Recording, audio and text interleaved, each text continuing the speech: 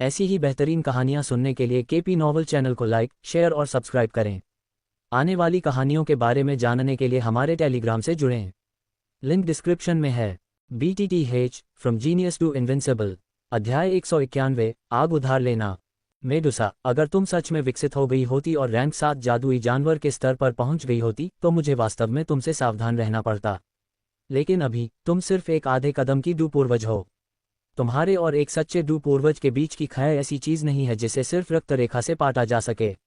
Medusa की शक्ति को दूर करते हुए युनशान के कंधे थोड़े कांपने लगे। उसने मेडुसा को ठंडे अंदाज में देखा जो जियाओ यान के सामने सुरक्षात्मक रूप से खड़ी थी। अचानक उसके हाथों ने तेजी से मुहरें बनाई और उसका शरीर हिंसक रूप से कांपने लगा। कांपते हुए उसके भीतर से एक अजीब काली आकृति उभरी। मेडुसा की नाजुक भौहें सिकुड़ गईं जब उसने उभरती हुई काली आकृति को देखा।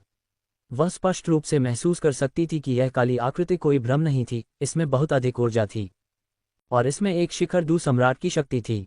डू सम्राट की शक्ति वाला एक अवतार। जियाओ यान ने अपने होंठ सिकोड़े। यह अवतार कोई साधारण तकनीक नहीं थी।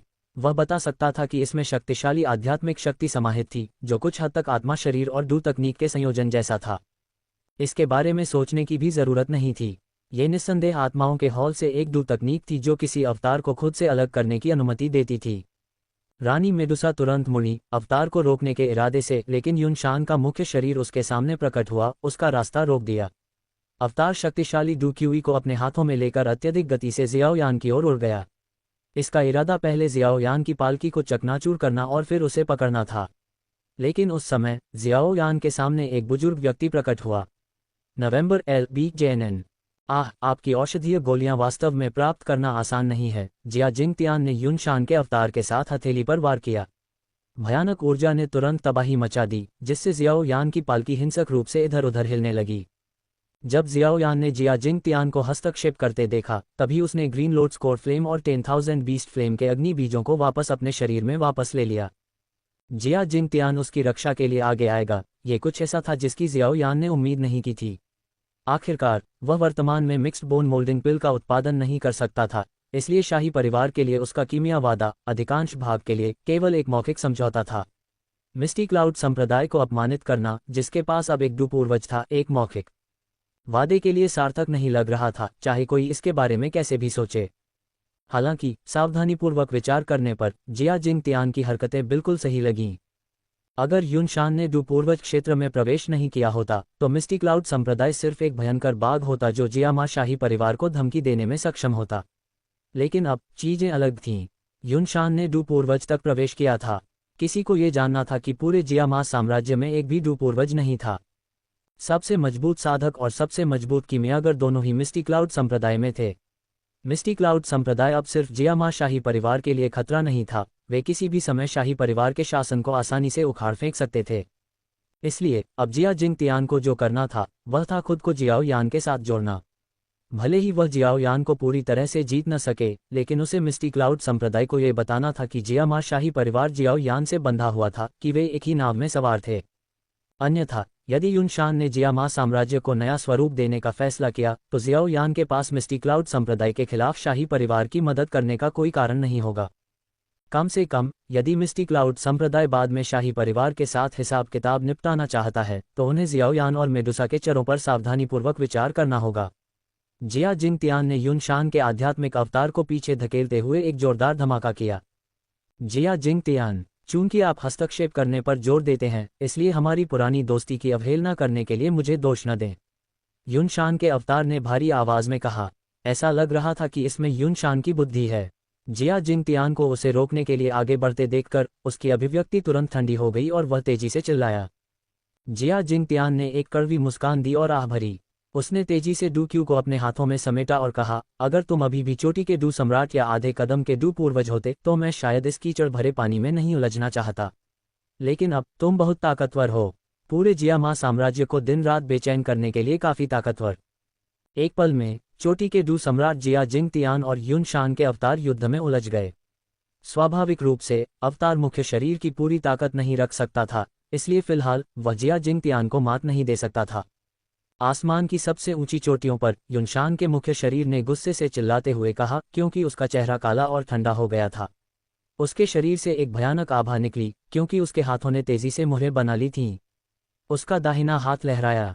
बड़ी पवन हस्तछाप, लगभग कई दर्जन मीटर आकार की एक विशाल ऊर्जा हस्तछाप मेडुसा की ओर भयंकर रूप से टूट पड़ी। हम अवतार बनाने के लिए बड़ी मात्रा में डुक्यूई और आध्यात्मिक शक्ति का उपभोग करने से आप काफी कमजोर हो गई हैं, रानी मेडुसा ने विशाल पवन ऊर्जा हस्तछाप को देखकर व्यंग्य किया। जैसे ही ऊर्जा हस्तछाप टूटकर नीचे गिरी, उसकी हथेली 7 रंगों की चमक से चमक उठी और उसकी हथेली से 7 रंगों की दिव्य रोशनी निकली। धमाका, 2 भयानक ऊर्जा शॉकवेव फट गईं। आसमान से चमकदार रोशनी बरस रही थी, जिससे सभी को अपनी आंखें बंद करनी पड़ीं। मिस्टी क्लाउड सेक्ट के शिष्य नीचे तबाह हो चुके चौक पर आसमान को मूक भाव से देख रहे थे। हालांकि उनकी ताकत यह समझने के लिए अपर्याप्त थी कि युनशान और मेडुसा के बीच लड़ाई वास्तव में कितनी तीव्र थी, फिर भी वे 2 आकृतियों के बीच बिजली की तरह तेज संघर्षों द्वारा उत्पन्न ऊर्जा उतार चढ़ाव के आधार पर इसे देख सकते थे। युनशान को लगा जैसे उसके दिल में कांटा चुभ गया हो जब उसने सुना कि मेडुसा ने उसे नीचे देखा, हालांकि वह डूपूर्वज क्षेत्र में पहुंच गया था। उसकी आंखें लाल हो गईं। कोई नहीं जानता था कि उसने डूपूर्वज क्षेत्र तक पहुंचने के लिए कितना त्याग किया था। भले ही मैंने कुछ आध्यात्मिक शक्ति और डुक्यूई का उपभोग किया हो, मैं अभी भी एक सच्चा डूपूर्वज हूं। ऐसा कुछ नहीं जिसकी तुलना आप जैसे आधे चरण के डूपूर्वज से की जा सके। महान दुख की हवा फटी हुई हथेली। मेडुसा के साथ कई दौरों का आदान प्रदान करने के बाद युनशान ने पाया कि वह वास्तव में उसे हराने में असमर्थ था। तुरंत उसका गुस्सा भड़क उठा। एक गहरी चीख निकालने से पहले उसकी आंखें थोड़ी सिकुड़ गईं। जैसे ही उसकी चीख गिरी, उसकी हथेली की रोशनी अचानक भड़क उठी। फिर दर्जनों मीटर आकार का एक विशाल ऊर्जा तार अजीब तरह से प्रकट हुआ, जो भयंकर तूफान लेकर निर्दयता से रानी मेडुसा की ओर बढ़ रहा था। मेडुसा की पुतलियां सिकुड़ गईं क्योंकि उसने अपने आसपास बढ़ती ऊर्जा को महसूस किया। हालांकि जादुई जानवरों के पास मनुष्यों की तुलना में अधिक मजबूत शारीरिक शरीर और लंबी उम्र थी, लेकिन उनकी डू तकनीक बिल्कुल हीन थी। एक डू पूर्वज द्वारा इस्तेमाल की जाने वाली डी क्लास डू तकनीक का सामना करते हुए उसकी अभिव्यक्ति बेहद गंभीर हो गई। इस समय एक सुस्त आवाज उसके कानों तक पहुंची, महाराज, ये चीज उधार ली गई है और इसे वापस करना होगा। पालकी पर बैठे जियाओ यान ने थोड़ा मुस्कुराया और अपना हाथ हिलाया। एक पन्ना हरा अग्नि समूह प्रकाश की एक धारा में बदल गया और रानी मेडुसा की ओर उड़ गया। उसने देखा कि युनशान वास्तव में एक डी क्लास डू तकनीक का उपयोग कर रहा है और निष्पक्षता के बारे में बात करने की जहमत नहीं उठाई। उसने सीधे मेडुसा को ग्रीन लोड स्कोर फ्लेम का अग्नि बीज उधार दिया। मेडुसा ने कमल की तरह अपने सामने तैरती हुई सुंदर हरी लौ को देखा।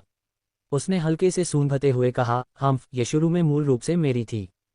उसने अपना बायां हाथ बढ़ाया और धीरे से ग्रीन लोड्स हॉट फ्लेम को पकड़ लिया। हरी रोशनी ने उसके आश्चर्यजनक चेहरे को रोशन कर दिया, जिससे वह एक दिव्य युवती की तरह सुंदर लग रही थी। उसकी आंखें केंद्रित हो गईं और उसने तुरंत अपने डुक्यूई का उपयोग करके ग्रीन लोड स्कोर फ्लेम को चलाया। अगले ही सेकंड में आग के समूह से अंतहीन हरी लपटें निकलीं, जो एक प्रचंड समुद्र की तरह बह रही थीं। हरी लपटों के समुद्र ने तुरंत उसके पूरे शरीर को घेर लिया। हरी लपटों का समुद्र एक हरे अग्नि अजगर में बदल गया। युनशान की डी क्लास डू तकनीक का सामना करते हुए मेडुसा ने भी हथेली से वार किया। धमाका, चौक में अनगिनत आंखों की निगाहों के सामने दोनों हमले, जिनमें दोनों में बेहद भयानक शक्ति थी, आखिरकार एक जोरदार प्रभाव के साथ टकराए। इस समय ऊर्जा विस्फोट की कानभेदी ध्वनि आकाश में गड़गड़ाहट की तरह गूंज उठी, जिससे सभी के कान कुछ समय के लिए बहरे हो गए। ग्रीन लोड स्कोर फ्लेम का अतुलनीय रूप से भयानक उच्च तापमान ऐसा लग रहा था मानो आकाश को पिघलाने वाला हो। नीचे के वर्ग का तापमान तुरंत असहनीय स्तर तक बढ़ गया। आधे कदम वाले डू पूर्वज मेडुसा के डुक्यूई द्वारा संचालित ग्रीन लोड स्कोर फ्लेम से निकलने वाली शक्ति एक स्वर्गीय ज्वाला की सच्ची शक्ति थी। इसकी तुलना में इसे चलाने वाले जियोयान के डू ग्रैंड मास्टर स्तर के डुक्यूई गैस स्टोव की तरह कमजोर थे।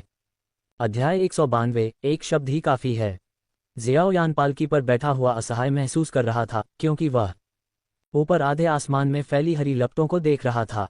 एक पल ठंडा, दूसरे पल गर्म। क्या उन्हें लगा कि वे पक रहे हैं? ऐसा लगता है कि मेरी डुक्यूई साधना को तेज करना ही सही तरीका है। जियाओयान कुछ उलझन में था। स्पष्ट रूप से उसने खुद स्वर्गीय ज्वाला को परिष्कृत किया था, फिर भी दूसरे इसे अधिक शक्तिशाली तरीके से इस्तेमाल कर सकते थे। हालांकि उसने वास्तव में स्वर्गीय ज्वाला की सार ज्वाला को पूरी तरह से परिष्कृत किया था, फिर भी उसकी डुक्यूई साधना स्वर्गीय ज्वाला की अधिकतम शक्ति को पूरी तरह से मुक्त करने के लिए पर्याप्त नहीं थी। हरे रंग की लपटों का ये भयानक समुद्र न केवल मिस्टी क्लाउड सेक्ट के चौक पर दर्शकों को दिखाई दे रहा था, बल्कि जियामा पवित्र शहर के आम लोगों को भी दिखाई दे रहा था। जल्दी करो, मिस्टी क्लाउड सेक्ट की ओर देखो। आखिर वहां क्या हो रहा है? वह हरी रोशनी क्या है? क्या ग्रैंडमास्टर जियाओयान आज सुबह सुबह मिस्टी क्लाउड संप्रदाय की ओर नहीं गए थे? म्यू कबीले, नालिन कबीले और मिटीर कबीले सभी उनके साथ गए थे। क्या आप कह रहे हैं कि ग्रैंड मास्टर जियाओ यान ने ऐसा किया है? मिटीर नीलामी घर में याफी ने मिस्टी क्लाउड संप्रदाय की दिशा में देखने के लिए अपना सिर उठाया। उसका चेहरा चिंता से भरा हुआ था क्योंकि उसने अपने हाथों को आपस में जोड़ लिया था जैसे कि प्रार्थना कर रही हो। इस समय हरी लपटों के अंतहीन समुद्र के भीतर रानी मेडुसा एक महारानी की तरह दिखाई दी जो हरी आग को नियंत्रित कर रही थी, उसे अपने हाथ में पकड़े हुए और दुनिया की हर चीज की परवाह किए बिना। आधे कदम की डू पूर्वज मेडुसा के लिए ग्रीन लॉर्ड स्कोरफ्लेम को नियंत्रित करना उतना ही आसान था जितना कि अपनी खुद की बाँह हिलाना। ग्रीन लॉर्ड स्कोरफ्लेम खुद का एक विस्तार जैसा महसूस हुआ। ऐसा केवल इसलिए नहीं था क्योंकि इसे जियाओ यान ने परिष्कृत किया था। किसी को ये जानना चाहिए कि यह ग्रीन लॉर्ड स्कोरफ्लेम कभी उसके शरीर में निवास करती थी। ये कहना अतिशयोक्ति नहीं होगी कि उसका इससे कुछ संबंध था। ये ग्रीन लॉर्ड स्कोरफ्लेम ऐसे ही उस चालाक इंसान के हाथों में पड़ गई। उसकी खूबसूरत आंखों में विलाप और अनिच्छा का संकेत दिखाई दिया। उसकी मूल योजना सिर्फ अपने रक्तरेखा विकास को पूरा करने जितनी सरल नहीं थी। वह अपने इस्तेमाल के लिए ग्रीन लॉर्ड स्कोरफ्लेम को पूरी तरह से नियंत्रित करना चाहती थी। जादुई जानवरों और मनुष्यों के बीच का अंतर सिर्फ जन्मजात प्रतिभा में नहीं था। जादुई जानवरों की डू तकनीकें मनुष्यों की तुलना में बहुत कमतर थीं। डू तकनीकों में अंतर को पाटने के लिए उसे एक स्वर्गीय लॉ की आवश्यकता थी। हालांकि मेडुसा को केवल थोड़ा पछतावा हुआ और उसके पास कोई अन्य विचार नहीं था। जियाओ यान की उपस्थिति के बिना भी वह अपने शुरुआती विचार को पूरी तरह से साकार नहीं कर पाती। ग्रीन लॉर्ड स्कोरफ्लेम का उपयोग करके विकसित होना असफल होना तय था और 10,000 बीस्ट फ्लेम बहुत पहले ही जियाओ यान के हाथों में आ चुका था। जैसे ही हरी लपटें खत्म हुई, रानी मेडुसा की खूबसूरत आंखें युनशान की ओर देखने लगीं, जो कुछ ही दूरी पर एक गंभीर भाव लिए हुए था। वह ठंडी मुस्कान के साथ मुस्कुराए और बोली, हे, ऐसा लगता है कि तुम्हारा ये तथाकथित डू पूर्वज नाम के अनुरूप नहीं है। युनशान ने अपनी झुलसी हुई हथेली को देखने के लिए अपना सिर नीचे किया। उसने उम्मीद नहीं की थी कि डू पूर्वज के रूप में इस्तेमाल की गई उसकी डी क्लास डू तकनीक न केवल मेडुसा द्वारा बेअसर हो जाएगी, बल्कि उसकी अपनी हथेली भी एक स्वर्गीय लॉ द्वारा जला दी जाएगी। एक स्वर्गीय लॉ? तुम्हारे पास वास्तव में दो तरह की स्वर्गीय लपटें हैं। युनशान की आंखें ठंडी थीं क्योंकि वह नीचे बैठे शांत जियाओ यान की ओर देख रहा था। उसने कभी नहीं सोचा होगा कि जियाओ यान के पास न केवल दो तरह की स्वर्गीय लपटें हैं, बल्कि मेडुसा उनमें से एक को इतनी कुशलता से नियंत्रित भी कर सकती है। ओह माय, क्या आपके अतिथि बुजुर्ग जियामा साम्राज्य के सबसे शक्तिशाली कीमियागर पिल्किंग बूहे ने आपको नहीं बताया? उस समय वह रानी मेडुसा की ग्रीन लॉर्ड स्कोरफ्लेम को जब्त करने के लिए स्नैक पीपल जनजाति में जाना चाहता था, लेकिन मैंने वीरतापूर्वक सुंदरता को बचाया और उसकी घृणित योजना को विफल कर दिया। जियाओ यान ने बिना किसी प्रयास के बकवास की। यिन यून ने भी जियाओ यान पर अपनी आंखें घुमाईं। वह सुंदरता को बचाने वाला एक नायक। वह स्पष्ट रूप से उस समय लुटेरों में से एक था। उसने वास्तव में जितना खेला उससे बेहतर खेल की बात की। युनशान ने नीचे चौक पर कई युद्ध क्षेत्रों को देखा और महसूस किया कि उसका विशाल मिस्टी क्लाउड संप्रदाय इस 18 वर्षीय लड़के के साथ कुछ भी करने में असमर्थ था। जियाओ यान की दूसरों को एकजुट करने की क्षमता उसकी कल्पना से भी ज्यादा भयानक थी। ये पहले से ही एक शीर्ष 6 स्तरीय कीमियागर के प्रभाव तक पहुंच रहा था। एक आधा चरण वाला डू पूर्वज, 2 डू सम्राट, 3 डू राजा और 4 डू आत्मा छिपे हुए रक्षक। इस लाइनअप ने उसे भी सावधान कर दिया। उसे युनलेंग की बातें सुनकर कुछ हद तक पछतावा भी हुआ। युनशान ने रानी मेडुसा को देखा जो हरी लौ पकड़े हुए थी। उसकी आंखों में आशंका का एक संकेत था। उस स्वर्गीय ज्वाला की शक्ति वास्तव में भयावह थी। पहले से क्रोधित युनशान अचानक शांत हो गया। उसने अपना सिर नीचे किया। उसकी नज़र पूरे मिस्टी क्लाउड संप्रदाय पर घूम रही थी, संप्रदाय के सभी शिष्यों को देख रही थी। उसकी आवाज़ विशाल मिस्टी क्लाउड संप्रदाय और उसके हजारों शिष्यों में फैल गई और उसने चिल्लाया, सभी मिस्टी क्लाउड संप्रदाय के शिष्यों, मेरी आज्ञा का पालन करो। संप्रदाय रक्षा करने वाले भव्य गठन को सक्रिय करें। आवरणकारी सूर्य बादल गठन बनाएं। युनशान की गहरी आवाज़ धुंधले बादल पहाड़ों के हर कोने में गूंज उठी। धुंधले बादल संप्रदाय सिर्फ चौक में रहने वाले शिष्यों तक सीमित नहीं था। पूरा संप्रदाय बहुत बड़ा था और इसमें अनगिनत शिष्य थे और उनमें से कई युद्ध देखने नहीं आए थे क्योंकि उन्हें ऐसे मामलों में कोई दिलचस्पी नहीं थी। पुराने संप्रदाय के नेता युनशान ने संप्रदाय रक्षा करने वाले भव्य गठन का भी सहारा लिया है। ऐसा लगता है कि जियाओ यान ने उसे वाकई थोड़ा पागल कर दिया है। यहाँ तक कि गूहे भी युनशान की चीख सुनकर दंग रह गया। उसकी भौहें थोड़ी सिकुड़ गईं। धुंधले बादल संप्रदाय के स्वाभाविक रूप से अपने नियम थे।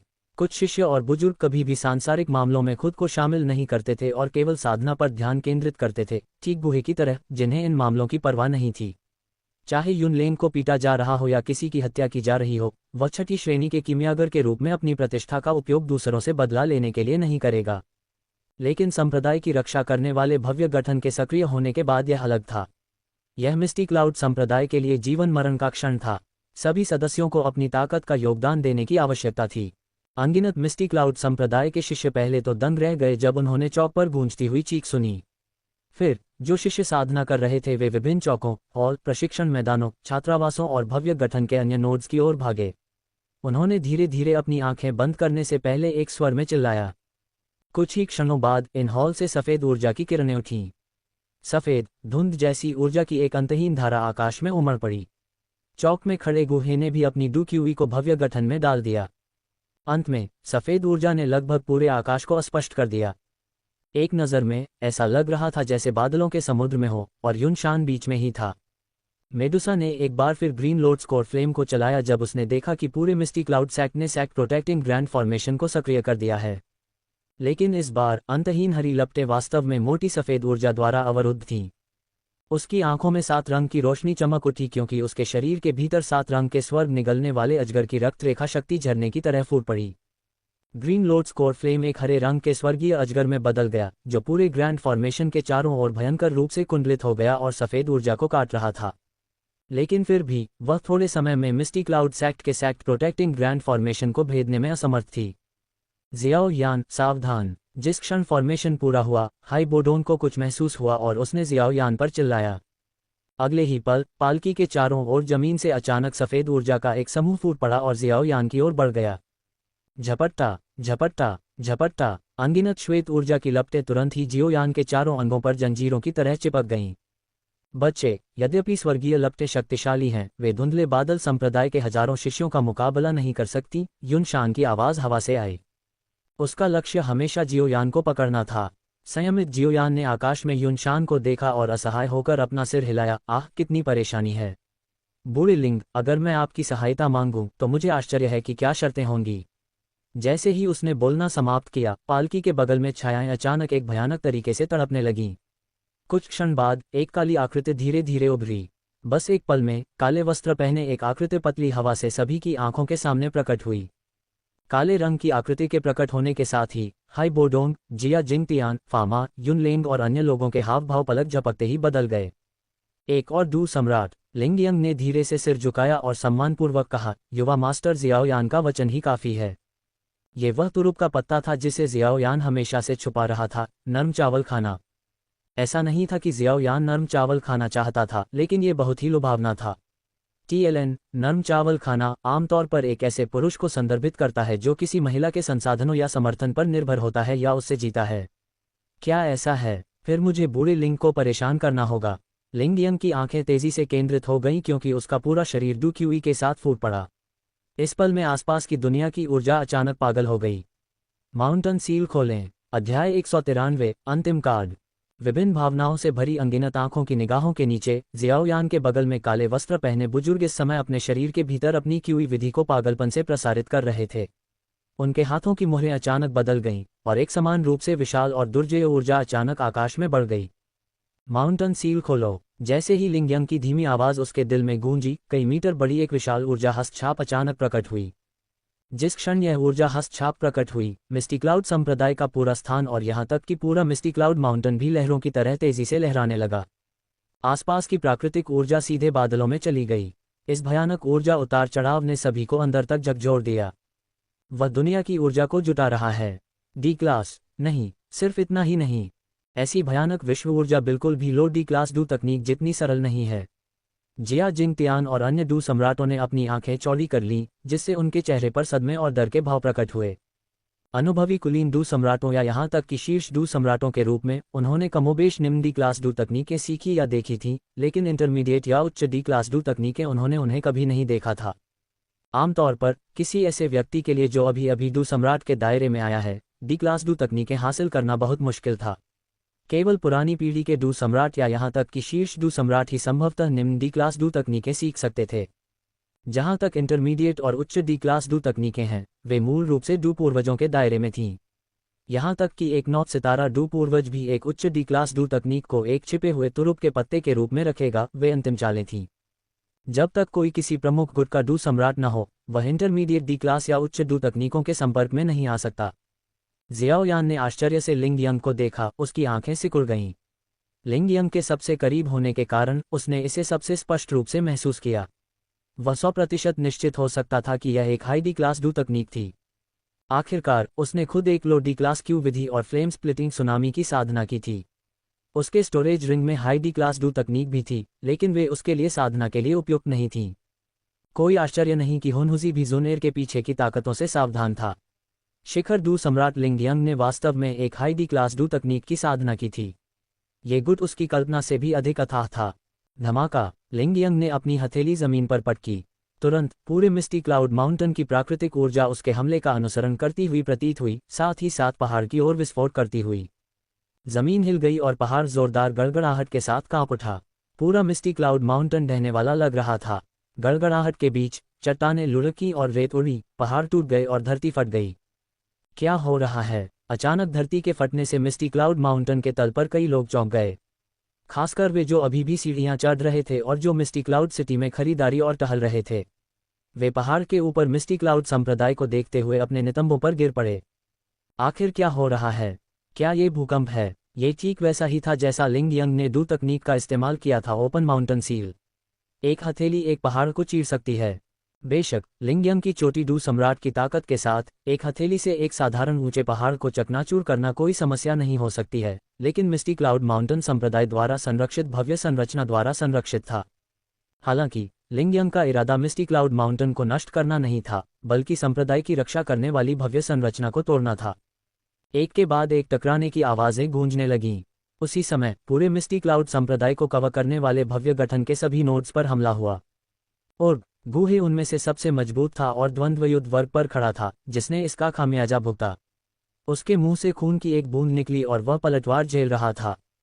मास्टर, लियू लिंग ने जल्दी से घायल गूहे को सहारा दिया।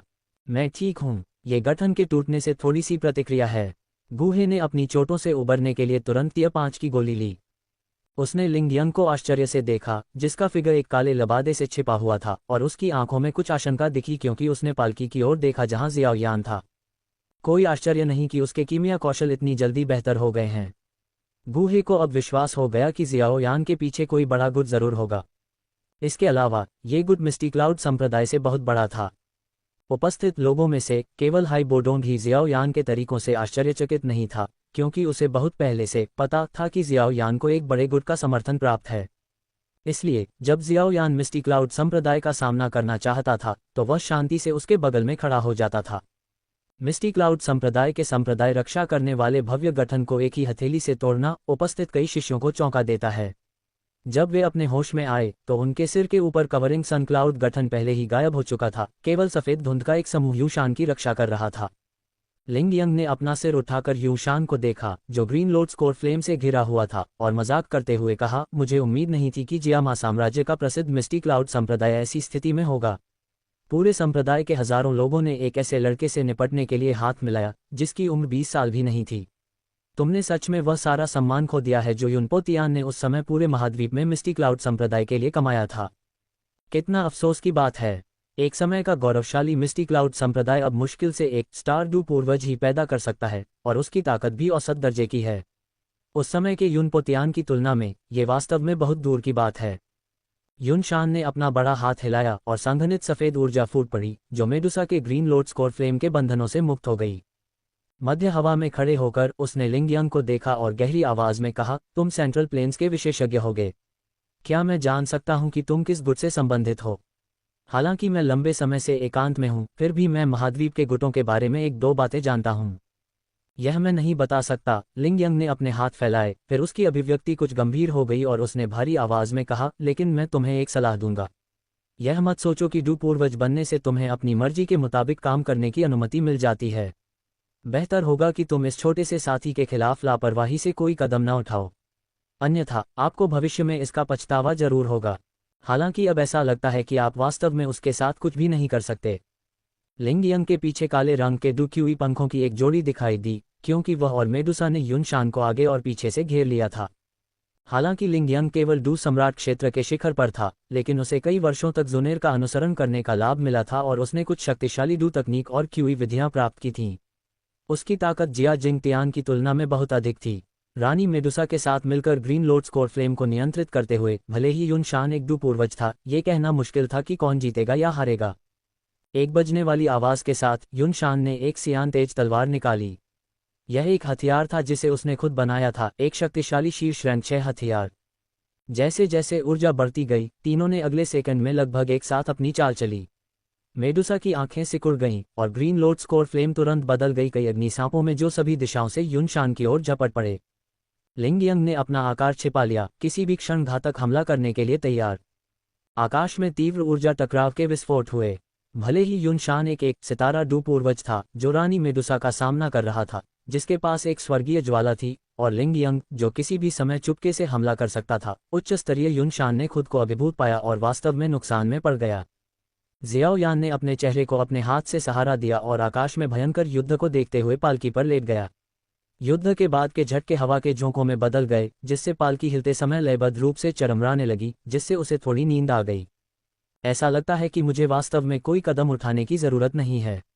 जियाओ यान ने अपना सिर घुमाया और अपने पीछे थोड़ी दूर पर नालन यानरान को देखा।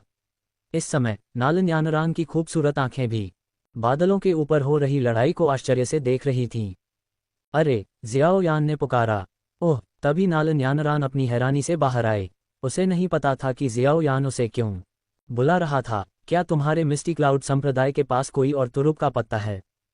प्रश्नवाचक चिन्ह प्रश्नवाचक चिन्ह प्रश्नवाचक चिन्ह। नालन यानरान स्तब्ध रह गई। अब जब तुमने मिस्टी क्लाउड संप्रदाय में इतनी हलचल मचा दी है, तो तुम चाहते हो कि मैं तुम्हें खुफिया जानकारी दूं? उसने अपनी आंखें घुमाई और चिढ़कर कहा, मुझे नहीं पता। वह वास्तव में नहीं जानती थी। आखिरकार वह सिर्फ 8 साल पहले ही मिस्टी क्लाउड संप्रदाय में शामिल हुई थी और सिर्फ 1 या 2 साल के लिए लिटिल संप्रदाय की मास्टर रही थी। वह जिस सबसे मजबूत व्यक्ति को जानती थी वह युन शान थी। जियाओ यान ने अपनी आंखें सिकोड़ लीं और एक धूर्त मुस्कान प्रकट करते हुए उसने युन शान को देखा, जिसे पीटा जा रहा था। उसने मन ही मन कहा, तो लगता है युन शान के पास बस एक ही आखिरी कार्ड बचा है।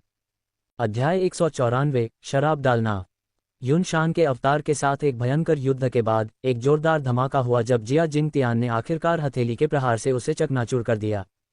आखिरकार अवतार युन शान का असली शरीर नहीं था। क्यूई विधि के संचलन के बिना इसका डू क्यूई अंततः बाद के चरणों में कमजोर हो गया। जियाओ यान ने जिया जिंग तियान को अपनी ओर देखते हुए देखा और आध्यात्मिक संचरण का उपयोग करते हुए कहा, बड़े जिया, मैं जियाओ यान अनावश्यक शब्द नहीं बोलूंगा। मैं आज आपकी सहायता को हमेशा याद रखूंगा। आपको मिक्स्ड बोन मोल्डिंग पिल के बारे में चिंता करने की जरूरत नहीं है। भविष्य में मिस्टी क्लाउड संप्रदाय के साथ चाहे जो भी हो, मैं जियाओ यान कृतज्ञता का ये ऋण चुकाऊंगा। जिया जिंग तियान ने एक कड़वी मुस्कान के साथ अपना सिर हिलाया। आकाश में तीव्र युद्ध को देखते हुए उसकी नज़र लिंग यांग पर टिकी हुई थी, क्योंकि उसने कहा, मेरे हस्तक्षेप के बिना भी आपके पास युन शान से निपटने के लिए पर्याप्त ताकत है न? जियाओ यान ने हंसते हुए कहा, ऐसा नहीं होता। पीछे से कुछ भी नहीं सोचना चाहिए। मैं भी सब कुछ पहले से नहीं जान सकता। एल्डर जिया की सहायता के बिना कौन जानता है, शायद मैं उस बूढ़ी औरत युशान द्वारा घात लगाकर मारा जा सकता था। बेशक जिया जिंग तियान को विश्वास नहीं था कि जियाओ यान इतनी आसानी से घात लगाकर मारा जा सकता है बोडोंग की दिशा में देखते हुए उसकी कड़वी मुस्कान गहरी हो गई, क्योंकि उसने सोचा, कोई आश्चर्य नहीं कि बूढ़ा है बोडोंग इतना कुछ छोड़ने को तैयार था। न केवल बिना किसी हिचकिचाहट के नीलामी घर का आधा हिस्सा सौंप रहा था, बल्कि बिना किसी आरक्षण के मिस्टी क्लाउड संप्रदाय का दुश्मन भी बन गया। पता चला कि वह बहुत पहले से जानता था कि जियाओ यान के पास एक शक्तिशाली ताकत है। उसने आह भरी। वास्तव में उसे पहले ही इसका अनुमान लगा लेना चाहिए था। अन्यथा सामान्य परिस्थितियों में कोई व्यक्ति इतनी मजबूत कीमिया कौशल और साधना कैसे कर सकता है? न केवल उसके पास टियर 5 कीमिया कौशल और स्वर्गीय लपटें थीं, बल्कि उसने नालन यानरान को भी हराया, जिसे युनपो तियान की विरासत मिली थी। अगर उसके पीछे एक बड़े गुट का समर्थन नहीं होता, तो कोई कल्पना भी नहीं कर सकता था कि उसकी प्रतिभा और किस्मत कितनी आश्चर्यजनक होगी। जियाओ यान ने 3 डूकिंग गोलियां निकाली और काले लबादे वाले लोगों से कहा, जो अभी भी युन लेंग और अन्य 2 को रोक रहे थे, सज्जनों, लड़ाई लगभग खत्म हो गई है। किसी भी परेशानी से बचने के लिए क्या आप 3 रहस्यमयी डूकिंग सीनियर कृपया आकर ये डूकिंग गोलियां ले सकते हैं? जियाओ यान ने अपनी हंसी को रोकने के लिए संघर्ष किया, ये दिखावा करते हुए कि उसे नहीं पता कि वे कौन थे। इस बिंदु पर युन लेंग और अन्य 2 डू राजा अब महत्वपूर्ण खतरे नहीं थे। इस स्तर की लड़ाई में डू राजा केवल तोप का चारा थे, जो समग्र स्थिति को प्रभावित करने में असमर्थ थे। फामा और अन्य लोगों ने एक दूसरे को देखा, फिर एक साथ जियाओ यान के पास जाने से पहले खुद को दूर करने के लिए डू तकनीक का इस्तेमाल किया। म्यू चेन ने अपना हाथ उठाया और मिस्टी क्लाउड सेक्ट से दूर जाने से पहले एक डुकिंग पिल ले ली। वह अकेला व्यक्ति था जो वास्तव में पिल चाहता था। मिस्टर टेंगशान ने मुस्कुराते हुए कहा, ग्रैंड मास्टर जियाओयान, कृपया ये डुकिंग पिल मिस्टर ऑक्शन हाउस के याफी को सौंप दें। जियाओयान ने मुस्कुराते हुए सिर हिलाया और कहा, ठीक है। और इस रहस्यमय कुलीन डुकिंग के बारे में क्या? जियाओयान ने फामा से बात करते हुए मुस्कुराते हुए कहा, तो मैं इसे ले लूंगा। अगर ग्रैंड मास्टर जियाओयान के पास समय है तो आप कभी भी मेरे विनम्र निवास पर आ सकते हैं, फामा ने डुकिंग पिल लेते हुए कहा।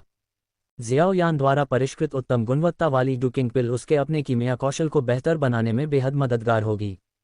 5वीं श्रेणी के कीमियागरों के क्षेत्र में जियाओयान सबसे दुर्जय कीमियागर था जिसे फामा ने कभी देखा था।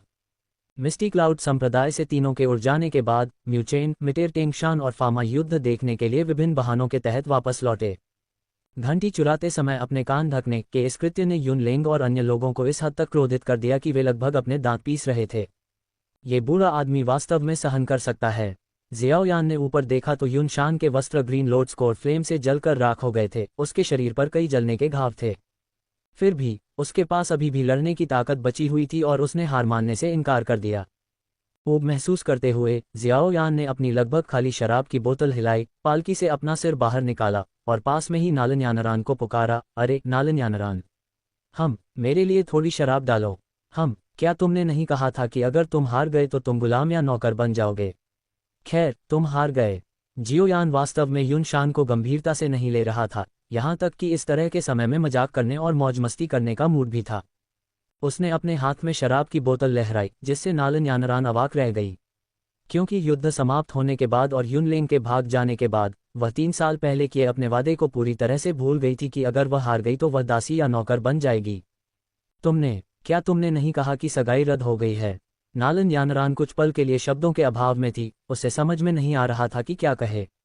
जियाओयान ने हंसते हुए कहा, हाँ, ये रद्द हो गई है, लेकिन शर्त कुछ ऐसी थी जो तुमने खुद जोड़ी थी, मैंने ऐसा नहीं कहा।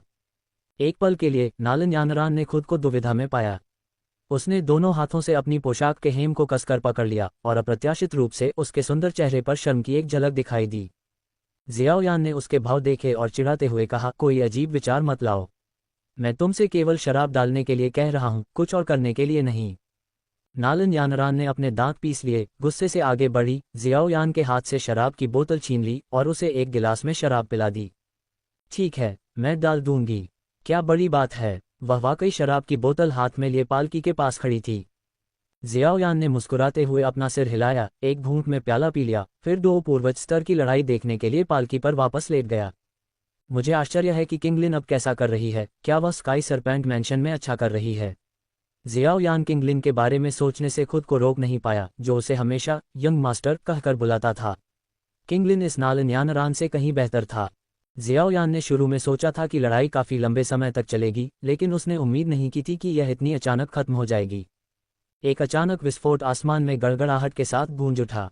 मेडुसा ने ग्रीन लोड स्कोर फ्लेम के अग्नि बीज को पूरी तरह से मुक्त कर दिया था। भयावह हरी लपटें एक परमाणु विस्फोट की तरह थीं, जो मिस्टी क्लाउड माउंटेन के चारों ओर के सभी बादलों को बिखेर रही थीं। मिस्टी क्लाउड माउंटेन अब बादलों के बिना था। जब जियोयान ने अस्थि द्रुत शीतन ज्वाला को विस्फोट करने के लिए स्वर्गीय ज्वाला के विशेष गुणों का उपयोग किया, तो उच्च श्रेणी के 7वें स्तर के कीमियागर के आत्मा शरीर को भी भागना पड़ा। यूशान, जिसका आधा शरीर काला हो गया था, अचानक आसमान से एक जोरदार धमाके के साथ नीचे गिरा, जमीन पर गिर गया और एक बड़ा गड्ढा बना दिया। मास्टर यूं, जिस पर इस पूरे समय हाई बोर्डोन की नजर थी, घबरा गई। उसने अपने पंख फैलाए और गंभीर रूप से घायल यूशान की तरफ उड़ गई। यह कोई आश्चर्य की बात नहीं थी कि यूं इतनी चिंतित थी। यूशान सिर्फ उसका मालिक ही नहीं था, बल्कि उसका दत्तक पिता भी था। यूं ने अपनी स्टोरेज रिंग से एक निम्न श्रेणी की टियर 6 हीलिंग गोली निकाली। ये गुहे द्वारा परिष्कृत की गई गोली थी। हालांकि टियर 6 गोलियां आमतौर पर डू सम्राटों द्वारा इस्तेमाल की जाती थीं, जबकि डू पूर्वजों ने टियर 7 गोलियों का इस्तेमाल किया था, फिर भी इसका कुछ असर हो सकता था। चले जाओ। यूशान ने यूं के हाथ से गोली को दूर फेंक दिया और लड़खड़ाते हुए अपने पैरों पर खड़ी हो गई। शायद यह जियाओयान की वजह से था, या शायद यह एक डू पूर्वज होने के अपमान के कारण था जो आधे चरण वाले डू पूर्वज मेडुसा को नहीं हरा सका, लेकिन अभी यूशान एक घायल बूढ़े की तरह था। बाघ मास्टर युन ने दोषी भाव से यूशान को देखा। यूशान ने क्रूर भाव से जियाओयान को घूरा और दहाड़ा, भले ही आपको रानी मेडुसा की मदद मिले और आपके पास स्वर्गीय लपटें हों, तो क्या हुआ? फिर भी ऐसे लोग होंगे जो आपसे निपट सकते हैं। जियाओ यान की आंखें सिकुड़ गईं। अपनी गहरी आध्यात्मिक शक्ति से उसने महसूस किया कि युन शान ने अभी अभी एक सोल जेड का टुकड़ा कुचला है। हा, आप में से कोई नहीं जानता कि आप किससे मुकाबला कर रहे हैं। हा, लेकिन कुछ अजीब हुआ। चाहे युन शान कितना भी चिल्लाए, कुछ नहीं हुआ। आसमान साफ और चमकीला रहा। वहां मौजूद सभी लोग उलझन में एक दूसरे को देखने लगे, फिर युन शान की ओर, ये सोचते हुए कि क्या पिटाई से उसका दिमाग हिल गया है, क्योंकि वह पागलों की तरह चिल्लाता और चिल्लाता हुआ खड़ा था। युन शान ने खाली आसमान की ओर देखा और दहाड़ते हुए कहा, क्यों? वे क्यों नहीं आ रहे हैं? तुमने मुझसे वादा किया था। युन शान अवाक रह गया। वह समझ नहीं पाया कि उसका कथित बैकअप क्यों नहीं आया। उन्होंने वास्तव में उसे छोड़ दिया था। चिल्लाना बंद करो, आत्माओं के हॉल से लोग दिखाई नहीं देंगे। तभी जियाओ यान की आवाज़ उसके दिमाग में गूंज उठी। युन शान ने चौंककर पालकी पर बैठे जियाओ यान को देखा और अविश्वसनीय रूप से कहा, ये तुम हो? तुमने क्या किया? अध्याय 195, सब कुछ नियंत्रण में। जियाओ यान पालकी के सहारे पीछे की ओर झुका और अपना शराब का प्याला नीचे रख दिया। इस पल उसकी आंखें थोड़ी सिकुड़ गईं। ऐसा लग रहा था मानो उस पल उसकी नज़र युन शान के बारे में सब कुछ देख सकती थी। मानो उन आंखों की जांच के तहत युन शान जैसा डू पूर्वज भी एक पारदर्शी व्यक्ति से ज्यादा कुछ नहीं था, जो उससे कुछ भी छिपाने में असमर्थ था। इस नज़र ने युन शान को ऐसा महसूस कराया जैसे उसे बिजली का झटका लगा हो। उसके पूरे शरीर से ठंडा पसीना बह रहा था। अब जाकर उसे आखिरकार डर की पकड़ का एहसास हुआ। उसे एहसास हुआ कि वह एक अदृश्य विशाल हाथ की मुट्ठी में जकड़ी हुई एक कठपुतली की तरह था। उसने सोचा था कि वह 5 उंगलियों के पहाड़ के नीचे से बच निकला है और खुद को दूसरों से ऊपर मानता है। लेकिन वास्तव में जियाओ यान ने हमेशा से ही उसे देख लिया था। यदि आपका अंतिम उपाय हॉल ऑफ सोल्स है तो बधाई हो, आपको अब खुद को परेशान करने की आवश्यकता नहीं होगी। आप अच्छी तरह से आराम कर सकते हैं और खुद को ड्यूटी से मुक्त मान सकते हैं, जियो यान ने आध्यात्मिक आवाज संचरण के माध्यम से इत्मीनान से कहा। आप कौन हैं? जो रक्षक वो भी नहीं दिखाई देते हैं। युन शान अब वास्तव में भयभीत था, क्योंकि उसे बिल्कुल भी पता नहीं था कि रक्षक वो क्यों नहीं दिखाई दिए। यदि यह जियो यान के पीछे के गुट के डर से था, तो ये जियो यान वास्तव में बहुत भयानक था। क्या आपके शिष्य और महान शिष्य ने आपको नहीं बताया? मेरा नाम जियो यान है, जो वुटैन शहर से है। जियो यान ने आध्यात्मिक आवाज संचरण का उपयोग करके खुद को पेश किया। ये शब्द युन शान के कानों में ऐसे पड़े जैसे जियो यान उसके साथ खिलवाड़ कर रहा हो, लेकिन अगले वाक्य ने उसे नीले आसमान से बिजली की तरह मारा। मैं भी हॉल ऑफ सोल्स का एक डी क्लास सोल दूत हूँ। विस्मयादिबोधक चिन्ह, विस्मयादिबोधक चिन्ह, विस्मयादिबोधक चिन्ह, प्रश्नवाचक चिन्ह। युन शान की आंखें चौंक कर चौड़ी हो गईं और वह जियाओ यान को घूरने लगा। वह पूरी तरह से अवाक रह गया। वह इसे समझ नहीं पाया। भले ही जियाओ यान एक डी क्लास सोल एनवॉय था, लेकिन ये किसी को प्रोटेक्टर लेवल पर आशंकित करने के लिए पर्याप्त नहीं होना चाहिए। मैं बहुत देर से बैठा हूँ, अब अपने पैर फैलाने का समय है। चूंकि किसी ने मुझे पालकी से उतरने के लिए नहीं बुलाया है, इसलिए मुझे लगता है कि मुझे खुद ही नीचे उतरना होगा। जियाओ यान धीरे धीरे पालकी से नीचे उतरा और आलस से खींचा। तभी सभी को एहसास हुआ कि जियाओ यान ने अभी तक पालकी से उतरना भी नहीं सीखा है। डू पूर्वज युन शान और यहाँ तक कि संप्रदाय के सुरक्षात्मक भव्य गठन सहित पूरा मिस्टी क्लाउड संप्रदाय सभी प्रकट हुए थे, फिर भी वे जियाओ यान के लिए कुछ भी नहीं कर सके। वास्तव में इस समय सभी के मुंह खुले के खुले रह गए। वे सभी जियाओ यान को अचंभित होकर देख रहे थे। उन्हें लग रहा था कि वह अचानक से पूरी तरह से समझ से परे हो गया है। केवल मेडुसा ने जियाओ यान की तरफ एक तिरछी नजर डाली, मानो कह रही हो, तुम ऐसा व्यवहार कर रहे हो जैसे तुमने खुद ही युन शान को हरा दिया हो। क्या ये दूसरों ने नहीं किया था जिन्होंने सारा काम किया था, जबकि तुम सिर्फ बातें कर रहे थे? लिंग यंग बिना कुछ कहे सिर्फ मुस्कुराए। दूसरों की मदद से खुद की मदद करना भी एक तरह की महान बुद्धिमत्ता है। जियाओ यान धीरे धीरे युन शान के पास पहुंचा। उसके सामने एक सुंदर आकृति प्रकट हुई। युन ने उसका रास्ता रोकने के लिए अपनी बाहें फैला दी। उसकी आंखें विनती करते हुए बोली, जियाओ यान, कृपया ऐसा न करें। जब जियाओ यान ने युन की विनती भरी आवाज सुनी और उसकी आंखों में विनती देखी तो उसका दिल धड़क उठा। संप्रदाय नेता युन, आपने गलत समझा है। मैं यहाँ पुराने संप्रदाय नेता युन शान को परेशान करने के लिए नहीं आया हूँ, मैं यहाँ आपको परेशान करने के लिए आया हूँ, उसने उसकी ओर इशारा करते हुए कहा। NOWELL-BE-IN.C ओम। युन ये सुनकर दंग रह गई। उसे अपने कानों पर शक होने लगा। संप्रदाय नेता युन, आपके संप्रदाय के प्रथम एल्डर ने निराधार आरोपों के आधार पर कई शिष्यों को मुझ पर हमला करने का निर्देश दिया। इसके लिए कोई स्पष्टीकरण होना चाहिए, क्या आपको नहीं लगता? जियाओ यान ने मुस्कुराते हुए कहा।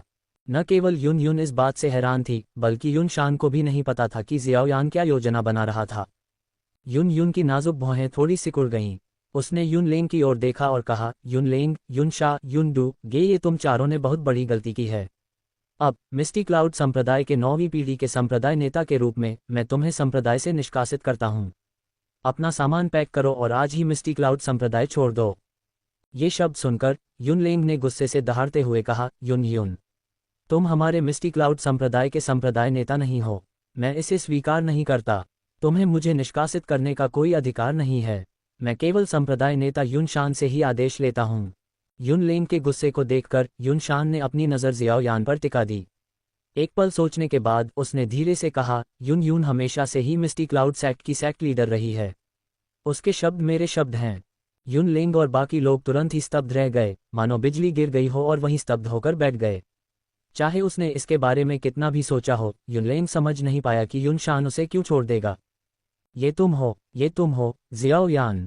तुमने आखिर क्या किया? ऐसा क्यों हो रहा है? युनलेंग पागल हो गया था। उसे समझ में नहीं आ रहा था कि युनशान के प्रति अपनी अटूट निष्ठा के बावजूद उसका अंत इस तरह कैसे होगा। जियाओ यान ने कंधे उचकाए और कहा, तुम खुद ही पागल हो गए। मैंने तुम्हें मजबूर नहीं किया। चूंकि सेक्ट लीडर युन ने स्पष्टीकरण दिया है, तो चलिए मुआवजे के मामले पर चर्चा करते हैं। जियाओ यान ने शरारती भाव से युन को देखा। ये सुनकर युन का दिल कांप उठा, क्योंकि उसे याद आया कि उस समय गुफा में क्या हुआ था।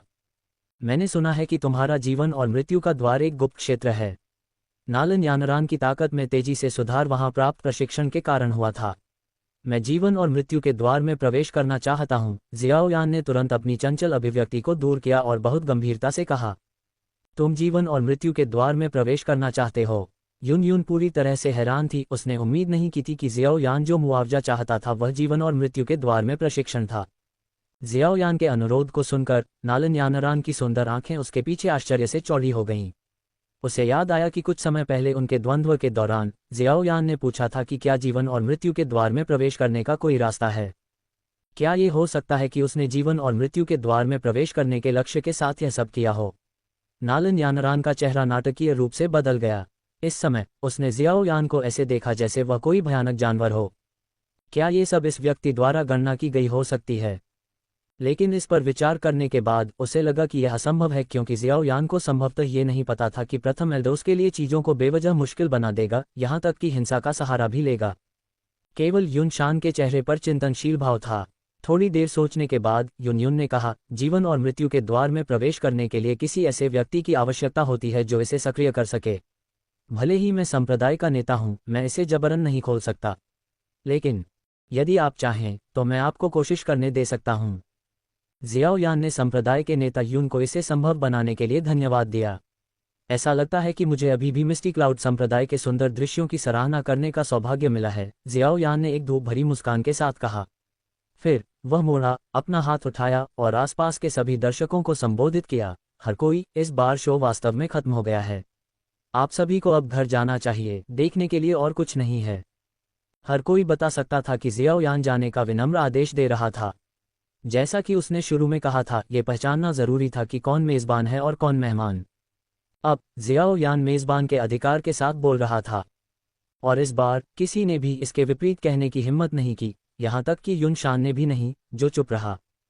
सभी ने एक दूसरे की ओर देखा, जियाओ यान की ओर अपनी मुट्ठियां बांधी और बिना रुके तेजी से मिस्टी क्लाउड संप्रदाय से चले गए।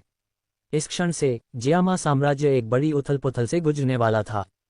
जियाओ यान ने मिस्टी क्लाउड संप्रदाय में बहुत बड़ा हंगामा मचा दिया था, फिर भी वह डू पूर्वज युनशान का सामना करते हुए भी माउंट ताई की तरह स्थिर रहा। रानी मेडुसा खुद भी उसकी रक्षा के लिए मिस्टी क्लाउड संप्रदाय में प्रकट हुई थी। ये निस्संदेह विस्फोटक खबर थी जो उत्तर पश्चिमी क्षेत्र के सभी साम्राज्यों में हलचल मचा देगी। बूढ़े हाय, मैंने इस बार तुम्हें परेशान कर दिया है। मैं बाद में तुम्हें खोजने के लिए नीलामी घर आऊंगा, जियाओ यान ने आध्यात्मिक आवाज संचारण के जरिए हाई बोडोंग से कहा। हाई बोडोंग ने भौहें सिकोड़ी और कहा, तुम वाकई मिस्टी क्लाउड संप्रदाय में रहने की योजना नहीं बना रहे हो, है न? अगर हम चले गए और वह बूढ़ा साथी युनशान परेशानी खड़ी करता है। जियाओ यान ने हंसते हुए कहा, कोई बात नहीं, रानी मेडुसा अभी भी यहाँ है। भले ही मैं उसे हरा न सकूं, कम से कम मैं बच तो सकता हूँ। इसके अलावा बूढ़े हाय, यह मत भूलना कि मेरे पास अभी भी एक इक्का छिपा है। ये सुनकर है बोडोंग चौंक गया। उसे पहले का वह भयानक अग्निकमल याद आ गया, और जियाओ यान के अनुसार उसका एक उन्नत संस्करण भी था। इसके अलावा मेडुसा की उपस्थिति के कारण जियाओ यान की सुरक्षा कम से कम गारंटीकृत थी। उसने ज्यादा कुछ नहीं कहा और मिस्टी क्लाउड संप्रदाय से विदा ले ली। ये देखकर कि चौक में अधिकांश लोग तितर बितर हो गए थे, जियाओ यान ने अपने ईगल पंखों का उपयोग करके लिंग यंग के पास उड़ान भरी। उसने अपनी स्टोरेज रिंग से कुछ ब्रोकेड बॉक्स और एक पत्र निकाला और उसे सौंप दिया। बूढ़े लिंग, कृपया ये पत्र और ये सामान ज़ुनैर को दे दें। उसे बताएं कि जियाओ कबीले के सदस्यों को जिया माँ पवित्र शहर में बसाने के बाद मैं जिया नान अकादमी में वापस आऊँगा।